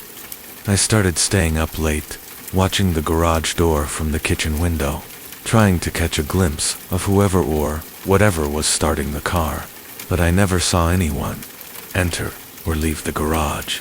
The car would simply begin running, as if it had decided on its own that it was time for its nightly ritual. I began to understand that this wasn't about the car being haunted. Exactly. It was about routine, about the deep patterns that define a life and don't simply disappear when that life ends. My grandfather had spent every morning for 30 years sitting in that car, letting it warm up, preparing for the day ahead. Death hadn't changed his need for that ritual. It had simply made it invisible to everyone except the car itself. The newspapers, I realized, were my grandfather's way of keeping track of his community, of maintaining his connection to the world even though he was no longer part of it. He had always read the obituaries first, not out of morbid curiosity, but because he wanted to know which of his friends and neighbors had joined him in whatever place he now inhabited. Each circled name was a reunion, a signal that someone else had completed their journey and was ready to move on to whatever came next. I started leaving the garage door unlocked at night, and I stopped covering the car with the tarp. It seemed cruel to interfere with my grandfather's routine, and I found a strange comfort in knowing that he was still there in some way, still maintaining his connection to the things he had loved in life. The car was his anchor, his way of staying tethered to the world he had left behind. Sometimes, I would find other evidence of his presence. The glove compartment would be open, revealing the maintenance notebook with new entries written in his careful handwriting, documenting services that had never been performed on an engine that ran more smoothly than it had any right to. Or I would discover that the car had been moved slightly, repositioned so that it faced the garage door at a different angle, as if my grandfather had been practicing backing out of the garage for trips he would never take. One night, about 2 months after the car had first started itself, I woke to the familiar sound of the engine turning over. But this time, instead of settling into an idle, the engine revved slightly, as if someone was preparing to drive somewhere. I got up and walked to the garage, and I found the car running with both doors open, the driver's side and the passenger side, as if it was waiting for someone to join my grandfather for a ride. The newspaper on the seat was different this time. Instead of the obituaries, It was folded open to a small news item about a car show that was being held the following weekend at the county fairgrounds. The headline read, "Classic car enthusiasts gather to celebrate automotive history," and someone had circled the date and time in red ink. I understood then that my grandfather wasn't trapped in the garage with his car. He was preparing to leave, to take the Skylark on one final journey to a place where classic cars were appreciated and where old men could gather to share stories about the vehicles that had carried them through their lives. The car had been getting ready, warming up for a trip that would take them both beyond the boundaries of the small town where they had spent so many years together. The next morning, I found the garage empty, except for the neatly folded tarpaulin, the maintenance notebook, which had been left open on the workbench. The final entry was dated the night before, written in my grandfather's careful script. Final service complete. Vehicle ready for long-distance travel. Destination unknown, but not unwelcome. I never saw the car again, but sometimes, when it's raining and the night is quiet, I think I can hear the distant sound of a well-maintained engine humming along wet roads, carrying its driver toward whatever destination awaits those who have earned their rest. The garage feels different now, not empty, but fulfilled, as if it has completed its purpose and can finally be at peace. I kept the house for another year, but I never felt my grandfather's presence there again. The rooms were just rooms, the silence was just silence, and the garage was just an empty space where a car used to live. I sold the house eventually to a young couple who admired the solid construction and the well-maintained grounds. I didn't tell them about the car, or about the nights when the garage had come alive with the sound of routine and purpose and love. But sometimes, when I'm driving on dark roads and the rain is falling steadily, I think I catch a glimpse of taillights in my rearview mirror, following at a respectful distance. And I like to think that somewhere out there, my grandfather is still taking his morning drives, still warming up the engine with the same patient care he showed for 56 years, still finding his way along familiar roads that lead to places I'm not ready to discover yet. The rain outside your window is slowing now, becoming gentler, more like a whisper than a conversation. I hope this story has helped you understand that some hauntings aren't about fear or unfinished business. Sometimes they're about love, about the deep connections we form with the things that carry us through our lives. And sometimes, if we're very lucky, those connections are strong enough to transcend the boundaries between here and whatever comes after, carrying us safely to destinations we never knew we were traveling toward. Sleep well, and if you hear the sound of an engine starting in the distance, don't be afraid. It might just be someone taking care of the things they loved, making sure they're ready for whatever journey lies ahead. The old trail markers. Whisper when you pass them. Let the rain wash over you now, and imagine you're walking with me down a path that winds through ancient woods. Feel your feet on the soft earth. Hear the whisper of leaves overhead, and know that some paths remember everyone who has ever walked them. Close your eyes and listen to the rhythm of the run. It sounds like footsteps, doesn't it? Like someone walking just behind you, matching your pace perfectly. This is a story about markers that guide more than just direction, about voices that carry across decades, and about the weight of promises made in the deep woods where time moves differently. This happened to me last autumn, on a trail that should have been silent. I discovered the Thornfield Trail by accident, the way most important things find us. I'd been hiking the state park for months, trying to work through the restless energy that comes with major life changes. My father had passed that spring, my marriage had ended that summer, and I found myself drawn to the woods the way some people are drawn to churches seeking something I couldn't name in the quiet spaces between the trees. The trail wasn't on any of the park maps. I found it on a gray October morning when I'd taken a wrong turn off the main path, following what I thought was a deer trail deeper into the forest. The entrance was marked by a weathered wooden post, maybe 4 feet tall, with carved symbols I didn't recognize. Not letters exactly, but deliberate marks that seemed to suggest direction, distance, meaning. The path itself was narrow, but well-defined, worn smooth by countless footsteps over what must have been decades. Moss grew thick on the north side of the trees, and the air smelled of decomposing leaves and that particular dampness that comes from places where sunlight struggles to reach the ground. I followed it for about a mile before I found the second marker. This one was taller, maybe 6 feet, carved from what looked like oak. The symbols were more elaborate here, circling the post in a spiral pattern that drew the eye upward. As I stood studying the carvings, trying to decipher their meaning, I heard something that made me freeze. A whisper, soft, unintelligible, but unmistakably human. I looked around, expecting to see another hiker, but the forest was empty. The sound had seemed to come from the marker itself, as if the wood was breathing words I couldn't quite understand. I pressed my ear against the post, feeling foolish, but the whisper had stopped. When I straightened up, I noticed something carved into the base of the marker that I'd missed before. Letters, faded but readable, EM 1952, keep the promise.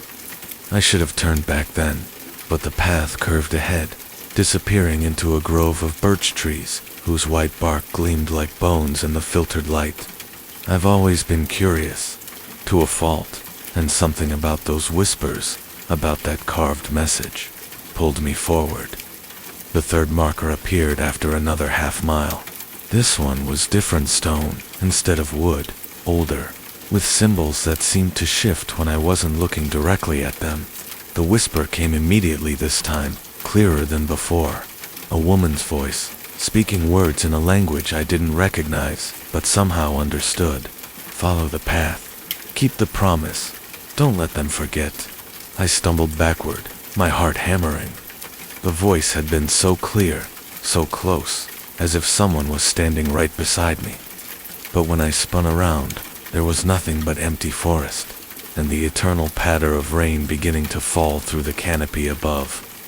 That night, I researched the area online.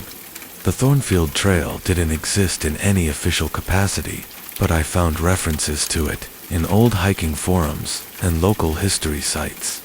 Apparently, it had been a Native American path originally, later used by early settlers. In the 1950s, a local hiking club had maintained it, installing the wooden markers as part of a trail improvement project. The project had been abandoned after several hikers reported unusual experiences on the trail. The reports were vague voices, feelings of being watched, compulsions to leave the marked path and venture deeper into the woods. 3 hikers had gone missing over a 2-year period. Their bodies were never found, but personal items, backpacks, water bottles, a single hiking boot had been discovered at various markers along the trail. I found a newspaper clipping from 1954 about the disappearances. The article mentioned that the missing hikers had all been experienced outdoors people, familiar with the area, but according to witnesses, each had been acting strangely before their final hike, speaking obsessively about promises they needed to keep and voices they needed to follow. The trail had been officially closed in 1955. The markers scheduled for removal, but the removal team had reported that the markers seemed to resist their efforts. Tools would malfunction. Workers would become disoriented, and several crew members claimed to hear voices begging them to stop. Eventually, the project was abandoned, and the forest was left to reclaim the path. But paths like that don't disappear. They just wait. I returned to the trail the next morning, telling myself I was being ridiculous.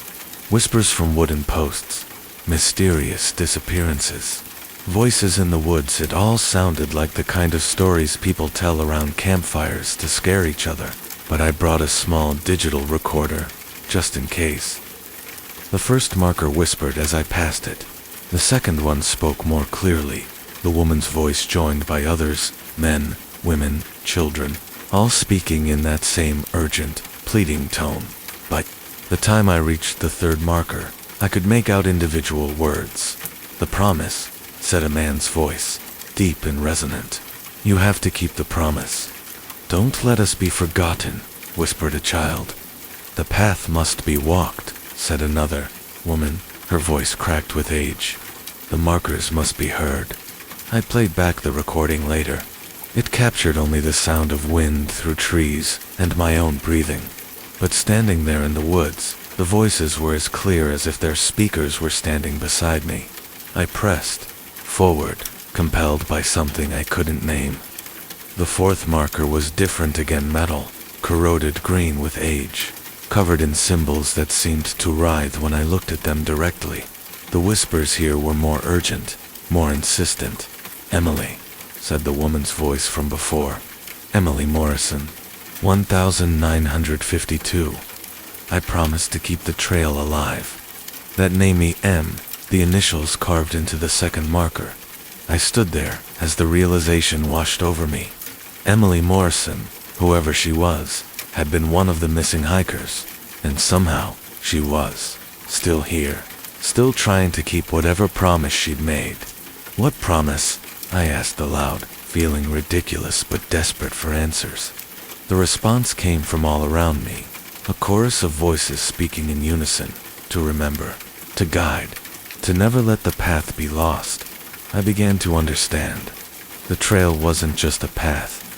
Through the woods it was a living memorial, maintained not by park services or hiking clubs, but by the spirits of those who had walked it before. Each marker was a voice, a memory, a soul that had chosen to stay behind and keep the ancient way alive. But understanding and accepting are different things. I tried to turn back, to retrace my steps to the safety of the main trail, but the path behind me had changed. The markers I'd passed were no longer visible, and the trail seemed to twist and curve in ways that didn't match my memory.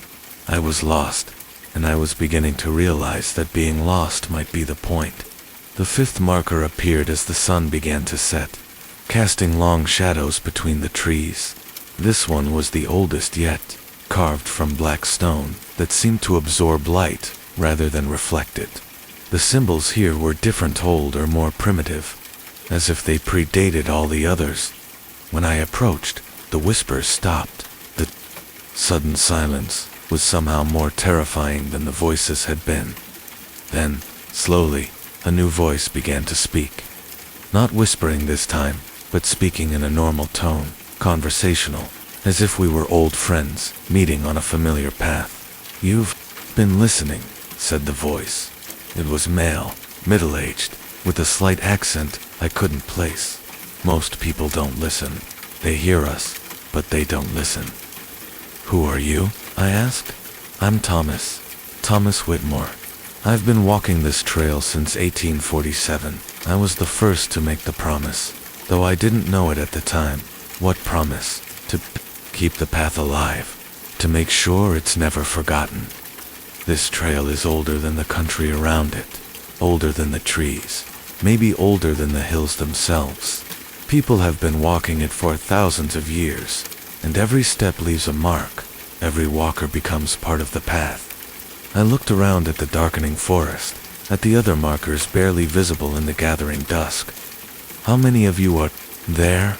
"Hundreds, maybe thousands. Everyone who ever walked this trail with reverence, with respect, with understanding of what it really is. We're all here, in one way or another. And the missing hikers, they chose to stay. The trail called to them, and they answered. But you..." There was something different in his tone now, almost sad. "You're different. You're listening, but you're not ready to stay, are you?" The question hung in the air like mist.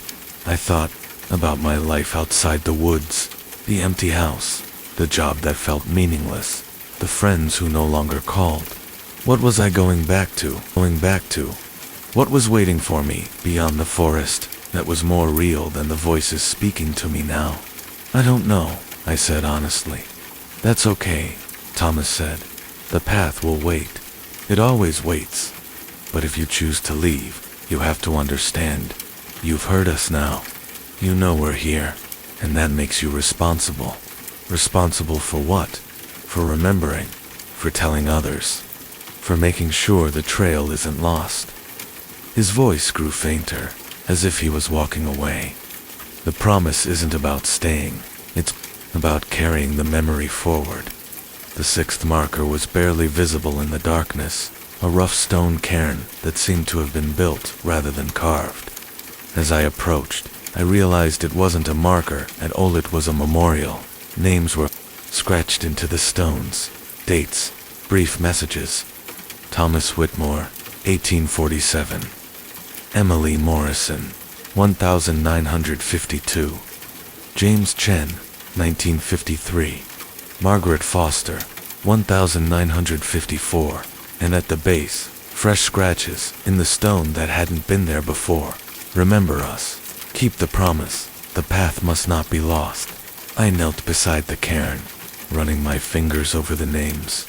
These weren't just missing hikers, they were guardians, choosing to stay behind and keep the ancient path alive. But they were also people with lives and families and dreams that had been cut short by their dedication to something larger than themselves. I'll remember, I whispered. The response came from everywhere at once, not voices this time, but a feeling of warmth that spread through my chest like approval, like gratitude. The forest around me seemed to brighten, and I could see the path clearly now, leading not deeper into the woods, but back toward the main trail, toward the world beyond, the trees. I walked back in silence, past markers that no longer whispered, but somehow felt more alive than before. The trail wasn't trying to keep me anymore, it was guiding me home, trusting me to carry its secrets safely. When I reached the trailhead, I turned back one last time. The entrance to the Thornfield Trail was exactly where I'd found it, marked by the same weathered post with its mysterious symbols. But now, I could read them, could understand their meaning. They weren't just directions, they were an invitation, a promise, a reminder that some paths are more than ways to get from one place to another. I've been back to the trail many times since then. Sometimes I hear the whispers, sometimes I don't, but I always leave something behind. Small stone added to the cairn, a prayer for the guardians, a promise that I won't forget. I've told others about the trail, though not many believe me.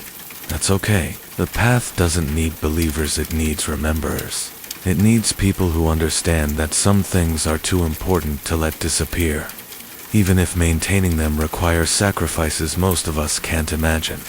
The rain outside your window is slowing now, becoming gentler, more rhythmic.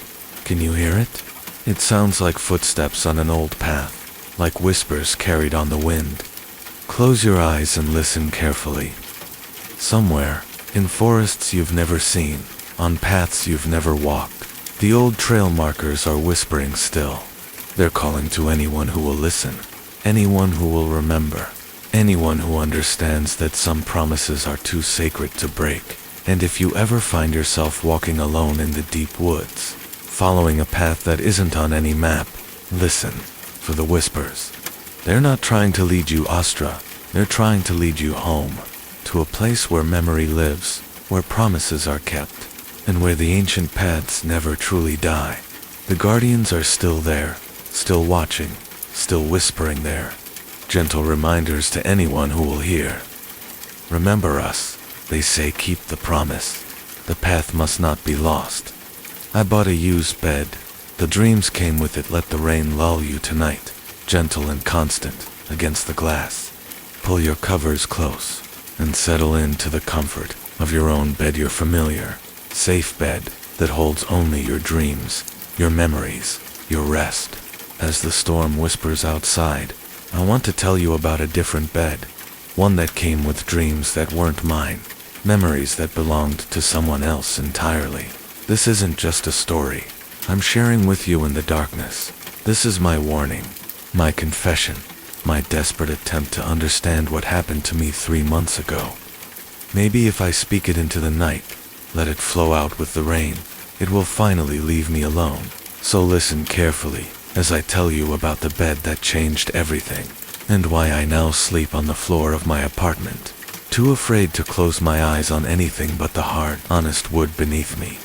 My name is Sarah, and I made a mistake that cost me more than money. I was 26, fresh out of graduate school, starting my first real job at a consulting firm downtown. The apartment I'd found was perfect, a studio in an old brick building with high ceilings and tall windows that let in beautiful morning light. The only problem was that it came completely unfurnished, and my student loan payments left me with almost nothing for furniture. That's how I found myself browsing estate sales on weekends, looking for affordable pieces to make the empty space feel like home. I'd already found a small dining table and a bookshelf, but I was still sleeping on an air mattress that left me sore and tired every morning. A real bed seemed like an impossible luxury until I saw the ad in the local paper. Estate sale, entire contents must go. Furniture, household items, clothing, everything priced to sell. The address was in Riverside, an older neighborhood where the houses had character and the trees had grown tall enough to shade entire streets. One arrived early on Saturday morning, hoping to find something affordable before the serious collectors showed up. The house was a modest colonial, probably built in the 1950s, with a neat front yard and faded blue shutters. Inside, it had that particular smell that old houses get, a mixture of dust, lavender, and something deeper, more personal. The scent of a life lived fully in one place. People moved through the rooms quietly, examining dishes and books and the accumulated possessions of someone who was no longer there to need them. I found the bed in the master bedroom upstairs. It was a beautiful piece of queen-sized iron frame painted white, with delicate scrollwork at the head and foot. The mattress looked relatively new, still firm and clean. A handwritten tag attached to the frame read, $150, includes mattress, box spring, and linens. It was exactly what I'd been looking for, and at a price I could actually afford. The woman running the sale was probably in her 60s, with silver hair and kind eyes behind wire-rimmed glasses. When I asked about the bed, her expression shifted, slightly, becoming more cautious. That belonged to my aunt, she said. She lived here for 40 years. Passed away last month peacefully, in her sleep. She paused, studying my face. Are you sure you want that particular piece? There are other beds in the guest rooms. I told her I was sure. The bed was perfect for my small apartment, and the price was right. She nodded slowly, then helped me arrange for delivery that afternoon. As I was filling out the paperwork, she mentioned almost casually that her aunt had been a vivid dreamer. Always talked about her dreams, she said. Sometimes I wondered if she preferred them to being awake. She used to say that bed was like a portal to other worlds. She laughed, but it sounded forced. Aunt Helen was always dramatic like that. That afternoon, 2 men delivered the bed to my apartment. They were efficient and professional, setting up the frame and positioning the mattress with practiced ease. Within an hour, I had a real bedroom for the first time since college. I made the bed with the sheets that had come with it. Soft white cotton that smelled faintly of lavender, and something else I couldn't identify.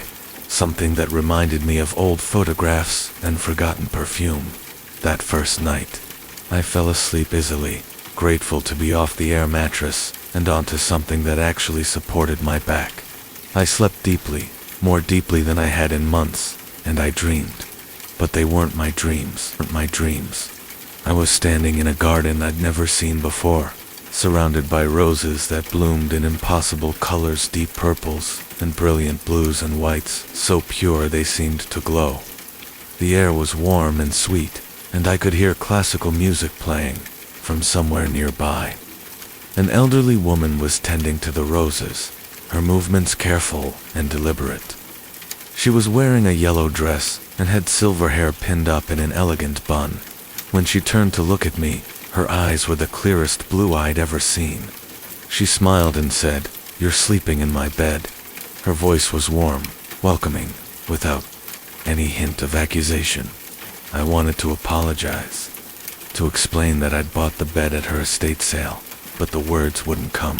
Instead, I found myself helping her with the roses, my hands somehow knowing exactly how to prune and water them. We worked together in comfortable silence, and I felt a peace I hadn't experienced in years. When I woke up, the dream lingered with startling clarity. I could still smell the roses, still feel the warmth of the sun on my face. It had been more vivid than any dream I'd ever had, more real than many waking experiences. I found myself thinking about the woman throughout the day, wondering if she had been Helen, the aunt who had owned the bed. The second night brought another dream, equally vivid.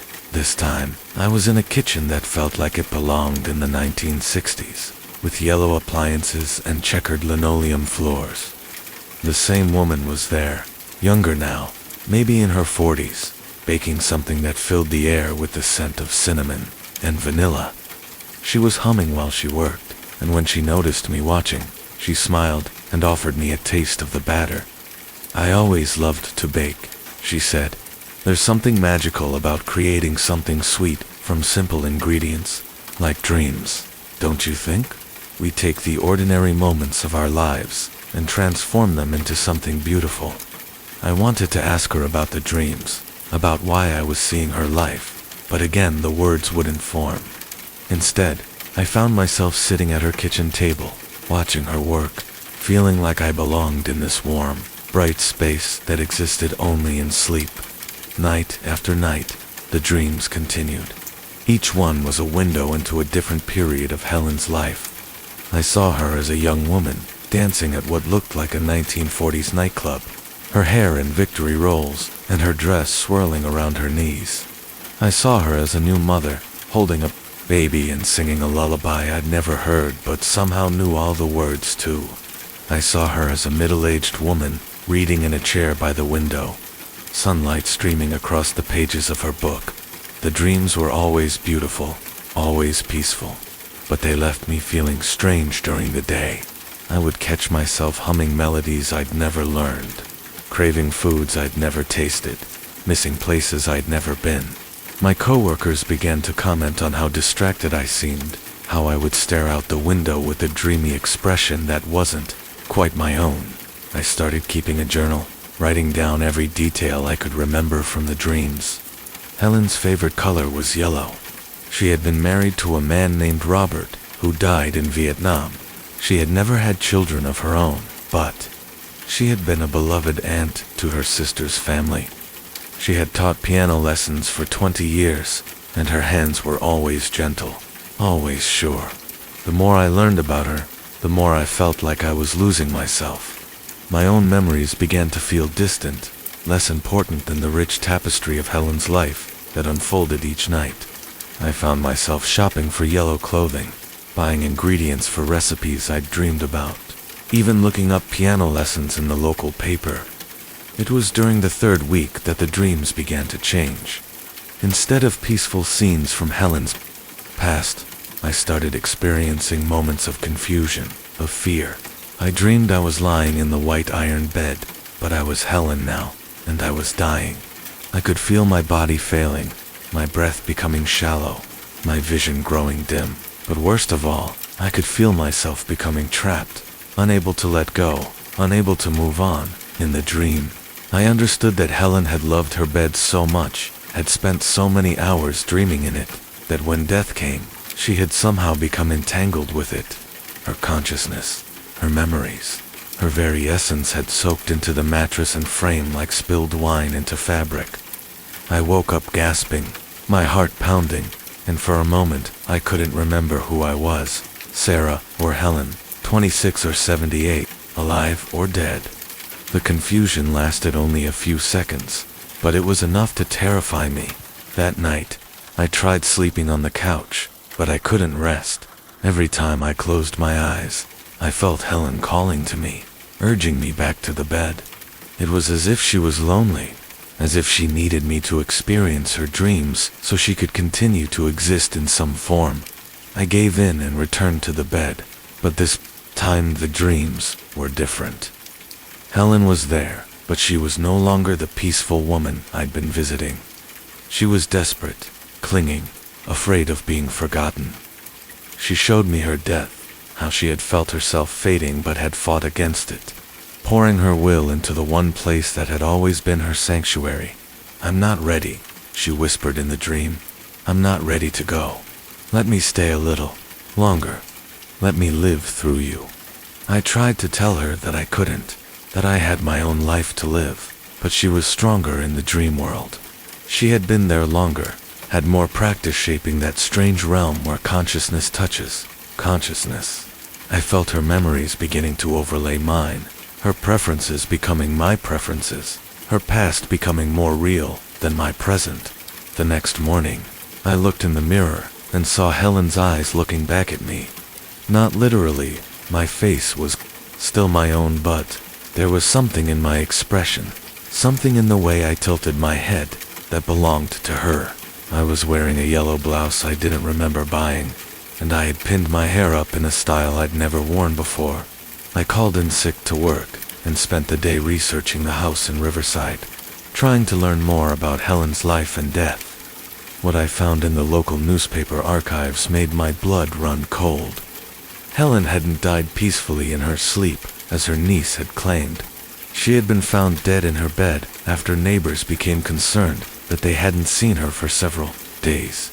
The cause of death was listed as natural causes, but the article mentioned that she had been taking sleep medications and had been suffering from insomnia for months before her death. More disturbing were the online forums I found, where people shared stories about haunted furniture and objects that carried the spiritual imprint of their previous owners. Beds, it seemed, were particularly susceptible to this kind of haunting because they were so intimately connected to their owners. Most vulnerable moments: sleep, dreams, death. I found a post from someone who claimed to have experienced something similar. They wrote about buying a used bed and gradually losing themselves to the dreams and memories of the previous owner. The post ended abruptly, with no follow-up, and when I tried to contact the user, their account had been deleted. That night, I didn't even try to sleep somewhere else. I knew Helen would call me back, and I was too tired to resist. As I lay down on the bed, I could feel her presence more strongly than ever. She was no longer content to share her memories with me. She wanted to replace me entirely. The dream began in the garden again, but this time the roses were wilting, their petals falling to the ground like drops of blood. Helen was there, but she was changing, becoming something desperate and hungry. She reached for me with hands that were too cold, too grasping. "Don't leave me," she pleaded. "I've been alone for so long. Let me have your life, your youth, your time. I'll take good care of it, I promise." I tried to pull away, but the dream logic held me fast. I could feel her consciousness pressing against mine, trying to squeeze into the space where my thoughts lived. She was showing me how easy it would be to let go, to drift away into the peaceful darkness while she took over my body, my life, my future. But there was something she hadn't counted on. My own dreams, my own memories, were fighting back. Images of my childhood, my family, my hopes for the future began to surface, pushing against her influence. I remembered who I was, why I mattered, why I couldn't let her have what she wanted. "I'm sorry," I told her, and I meant it. "I'm sorry you're afraid. I'm sorry you can't let go. But this isn't the answer. You're dead, Helen. You need to accept that and move on." Her expression changed then, becoming something terrible and ancient. "If I can't have your life," she hissed, "then I'll make sure you never have peace in mind, peace in mine." I woke up screaming, my body covered in sweat, my heart hammering against my ribs. The bedroom felt different, no colder, more oppressive. I could sense Helen's presence, even while awake, feel her anger like a weight pressing down on my chest. I knew I had to get rid of the bed, but I also knew it wouldn't be that simple. Helen had marked me somehow, created a connection that went beyond the physical object. Even if I destroyed the bed, burned it to ashes, she would still be with me, still be trying to claw her way back into the world of the living. The next few days were a battle of wills. During the day, I felt relatively normal, but as soon as the sun went down, Helen's presence would strengthen. I would find myself walking toward the bed without meaning to, compelled by a force I couldn't resist. When I did sleep, the dreams were nightmares, not twisted versions of Helen's memories, where she was always dying, always afraid, always trying to trap me in her endless cycle of fear and regret. I started sleeping in other places, the couch, the floor, even the bathtub, but Helen followed me everywhere. She had used the bed as an anchor, but now she was anchored to me. I could feel her trying to influence my actions during the day, pushing me toward choices that would make me more like her, more vulnerable to her control. The solution came from an unexpected source. I was researching sleep disorders online, hoping to find some medical explanation for what I was experiencing, when I came across an article about shared consciousness and the power of dreams. The author, a psychologist who specialized in unusual phenomena, wrote about cases where the boundary between dreamer and dream had become blurred. One passage stood out. The key to breaking free from this kind of psychic entanglement is to remember that dreams, no matter how vivid, are still just dreams. They have no power over the waking world except what we give them. The dreamer must assert their own reality, their own identity, with absolute conviction. That night, I prepared for what I knew would be my final confrontation with Helen. I lay down on the bed one last time, but this time I was ready. When the dream began, I didn't let myself get lost in her memories or her world. Instead, I focused on my own life, my own dreams, my own plans for the future. Helen appeared, as desperate and grasping as ever, but this time I stood firm. "This is my life," I told her. "These are my dreams. You had your time, and now it's over. You need to let go." "I can't," she sobbed. "I'm so afraid of the darkness, of being nothing." "The darkness isn't nothing," I said, though I'm not sure where the words came from. "It's just another kind of dream, one you haven't learned to navigate yet. But you'll never find it if you keep clinging to this world." I reached out to her, not with fear, but with compassion. "I'll help you let go," I promised. "But then you have to trust me to live my own life." For a moment, she hesitated. Then, slowly, she nodded. I felt her consciousness release its grip on mine, felt her presence beginning to fade. The dream garden around us began to dissolve, the roses turning to mist, the warm sunlight growing dim. "Thank you," she whispered, and then she was gone. I woke up in my own bed, in my own body, in my own life. The oppressive weight that had been pressing down on me for weeks was gone. The air in the bedroom felt clean and normal again. Helen was truly gone, finally at peace. I donated the bed the next day, but not before having it blessed by a priest I found in the phone book. I told him it was a family heirloom that had brought me bad luck, and he didn't ask questions, whether the blessing did anything or not. I felt better knowing that whoever got the bed next would be protected. I've been sleeping on the floor for 3 months now, and I've grown to appreciate the solid honesty of it. I'm saving up for a new bed, one with no history, no memories, no dreams but my own. But I've learned something important about the space between sleeping and waking, about the power of dreams to shape reality, and about the importance of knowing who you are when everything else seems uncertain.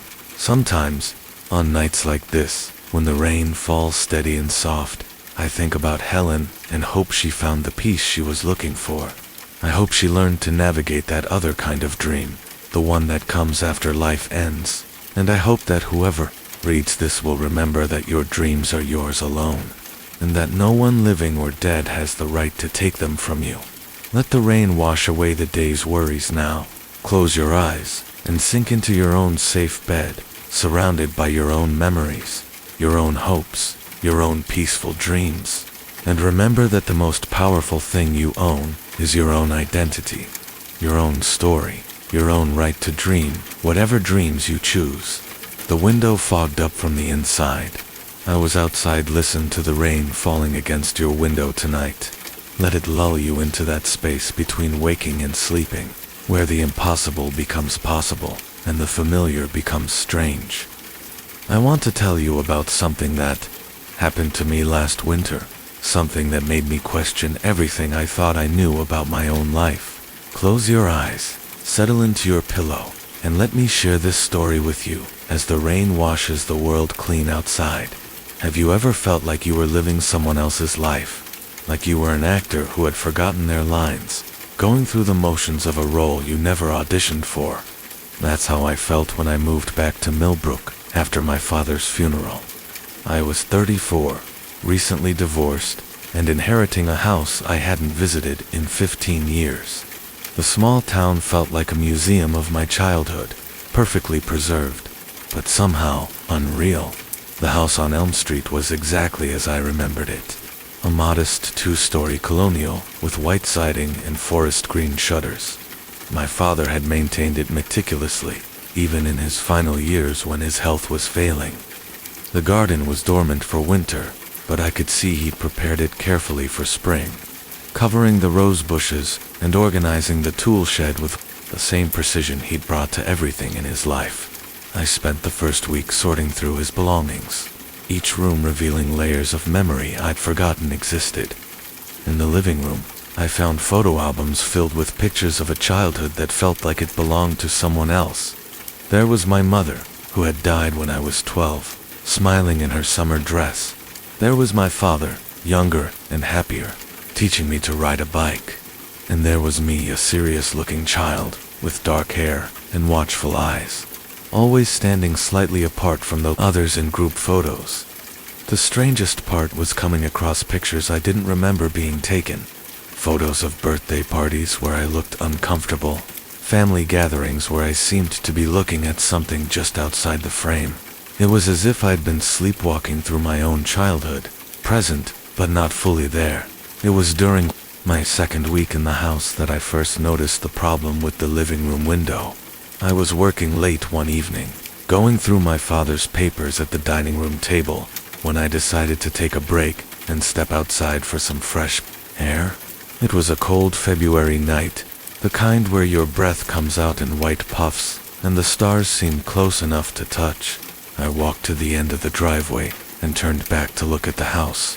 That's when I saw it. The large window that looked out from the living room was completely fogged up from the inside. I could see the condensation covering the glass, creating that familiar misty barrier that happens when warm air meets cold glass. But I was standing outside, looking in, and I knew for certain that the heat was turned down low, and there was no one inside the house. I stood there for a long moment, my breath forming its own small clouds in the cold air, trying to make sense of what I was seeing. The window was definitely fogged from the inside. I could tell by the way the condensation caught the light from the living room lamp, but there was no reason for it to be happening. No shower running, no kettle boiling, no warm breath against cold glass. I went back inside and examined the window from the living room. The glass was clear, perfectly normal. I could see my own footprints in the frost on the lawn outside. But when I went back outside to check again, the window was fogged once more, completely opaque from my perspective. I convinced myself it was some kind of optical illusion, a trick of the light or the angle. Old houses have strange quirks, and this one was nearly a century old. Maybe there was a draft creating temperature differences, or maybe the window was double-paned and moisture had gotten trapped between the layers. But over the next few days, I began to notice a pattern. Every evening, when I went outside to check the mail or take out the trash, the living room window would be fogged up from the inside, and every time I came back in to look from the other side, it would be perfectly clear. I started testing it deliberately. I would go outside and look at the window, noting the condensation that clouded the glass. Then I would come back in and check from the living room side. Clear. Back outside. Fogged. Back inside. Clear. It happened every single time, as predictable as clockwork. The really unsettling part was that the fogging seemed to follow a pattern. It wasn't random condensation. There were areas where the fog was thicker, creating shapes that looked almost intentional. Sometimes it looked like handprints pressed against the glass. Other times, it formed streaks that resembled letters or words, though I could never quite make out what they were trying to spell. I started keeping notes, just like I had with my father's papers. Simple observations at first. February 18th, window fogged again. Shape looks like a hand, small, like a child's. February 20th, fog pattern different tonight. Looks like writing, but backwards, can't read it. February 22nd, no fog tonight. First time in a week. Feels wrong somehow. By the end of February, I had filled nearly 20 pages with observations about the window. I had photographed it from outside, but the pictures never captured what I was seeing with my naked eye. The camera showed only a normal window, sometimes with ordinary condensation, sometimes perfectly clear. I began to research the history of the house, driving to the town library and going through old records. What I found made my unease deepen into something closer to fear. The house had been built in 1928 by a family named Morrison. They had lived there for 40 years, raising 3 children and becoming pillars of the community. But in 1968, tragedy had struck. Their youngest daughter, Sarah, had died in the house. She was 12 years old. The newspaper article was brief and frustratingly vague. Sarah Morrison, 12, died suddenly at her family home on Elm Street. The cause of death was listed as complications from pneumonia. Services will be held at First Presbyterian Church, but there was something about the phrasing that bothered me. Died suddenly didn't match complications from pneumonia. Pneumonia was usually a drawn-out illness, not something that happened suddenly. I kept digging and found more details in the archived police reports. Sarah Morrison had been found in the living room, collapsed near the large window that looked out onto the street. The medical examiner had determined she died from respiratory failure, but there were puzzling elements to the case. The girl had been healthy just days before, with no signs of illness. The house had been cold that night. The furnace had malfunctioned, but Sarah was found wearing only a thin NIGHT GOWN. Most strange of all, the window she was found near had been covered with handprints and what appeared to be writing, all made by condensation on the glass. The police had photographed the scene, but the pictures showed nothing unusual. By the time the investigators arrived, the window was clear. The Morrison family had moved out of the house shortly after Sarah's death. It had sat empty for 3 years before being sold to my father's family in 1971. My parents had bought it when I was just a baby, and I had grown up in the same living room where Sarah Morrison had died. That night, I sat in the living room staring at the window, thinking about Sarah Morrison and her mysterious death. I thought about the child-sized handprints I'd been seeing in the fog, the backwards writing that I could never quite decipher. I thought about my own childhood in this house, how I'd always felt like I was being watched, especially in the living room. At exactly 11:47 p.m., I heard it, a soft tapping on the window. I looked up and saw nothing unusual from inside. The glass was clear, showing only the dark street beyond. But I knew somehow that if I went outside, I would see the fog, thicker than ever before, and the handprints would be there too. I put on my coat and stepped onto the front porch. The window was completely opaque with condensation, but this time the patterns were unmistakable. Small handprints covered the lower half of the glass, and above them, written in a shaky child's script, were the words "Help me." I stared at those words for a long time, my breath forming clouds in the cold air. Then I noticed something else. In the upper corner of the window, barely visible through the fog, was the outline of a face, a child's face, pressed against the glass from the inside. I ran back into the house and looked at the window from the living room. Nothing. The glass was clear. The room was empty, and the only face I could see was my own reflection staring back at me. But now I understood. Sarah Morrison wasn't gone. She had been trapped somehow, caught between inside and outside, between life and death. She could only be seen from the outside, could only communicate through the fog that formed on the glass when warm breath met cold air. I thought about my childhood in this house, about the feeling of being watched, about the photos where I always seemed to be looking at something just outside the frame. Had Sarah been there all along? Had she been trying to get my attention? A lonely child reaching out to the only other child in the house. I began spending my evenings outside, watching the window, learning to read the messages Sarah left in the fog.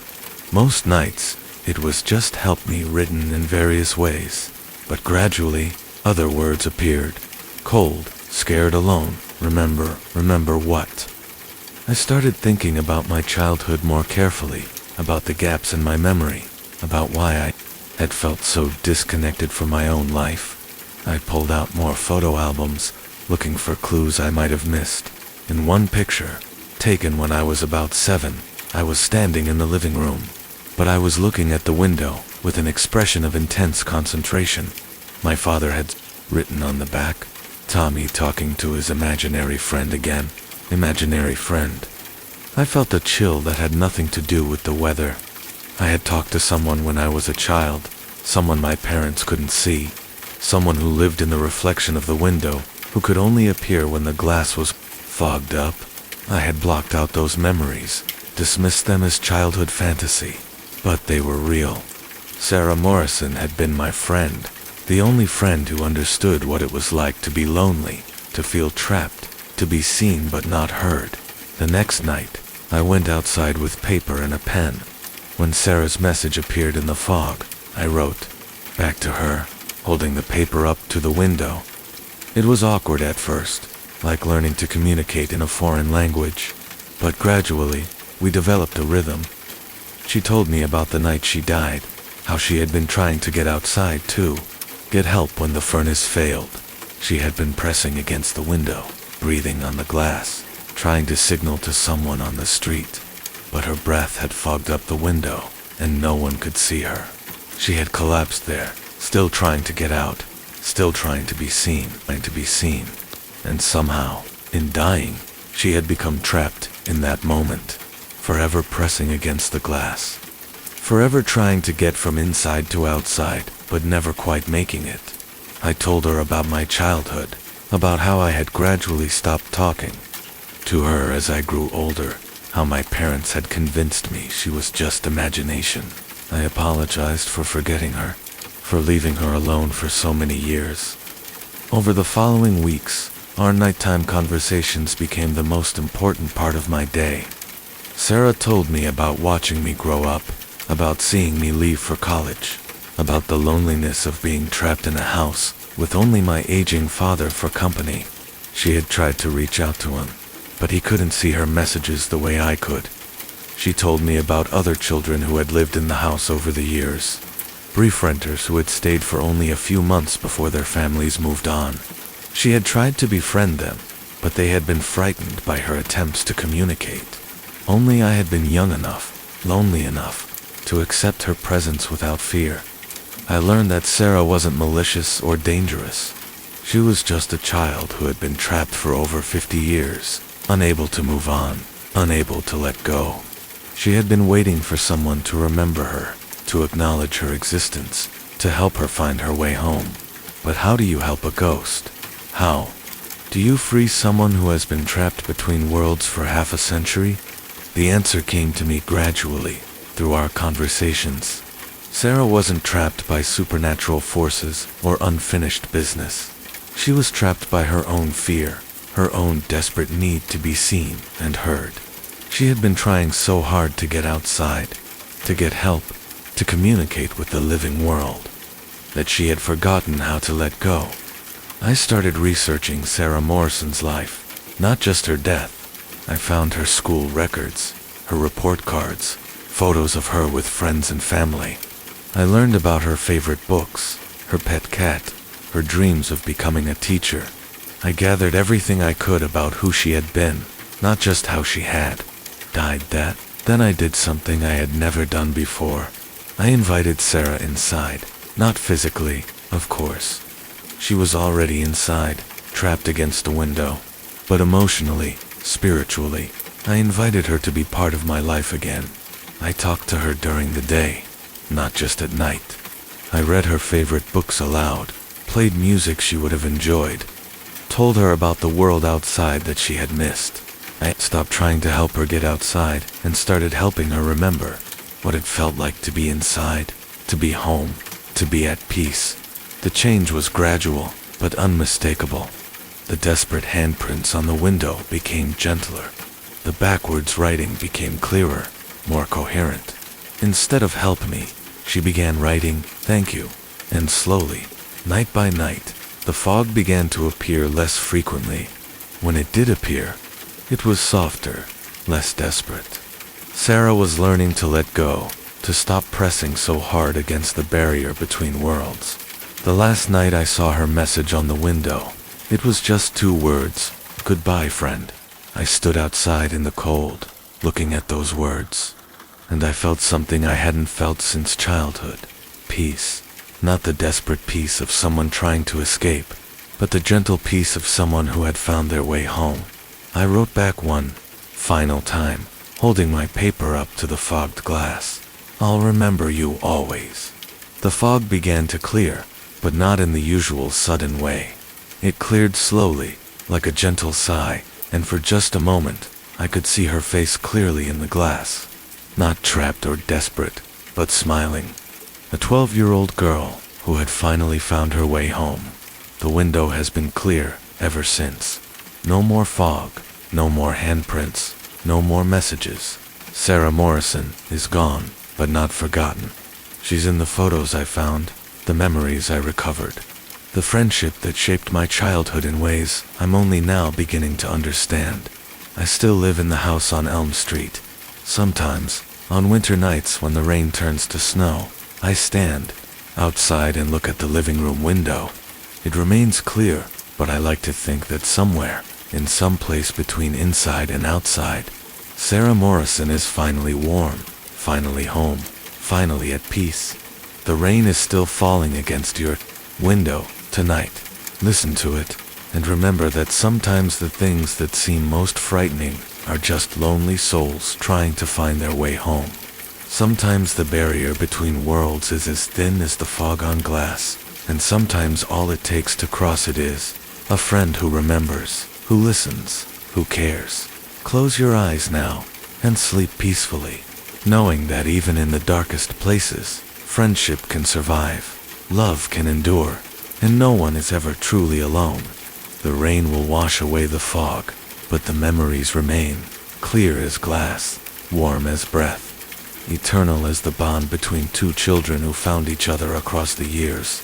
Rest now, and dream of windows that open onto morning, and friends who wait patiently for us to remember their names.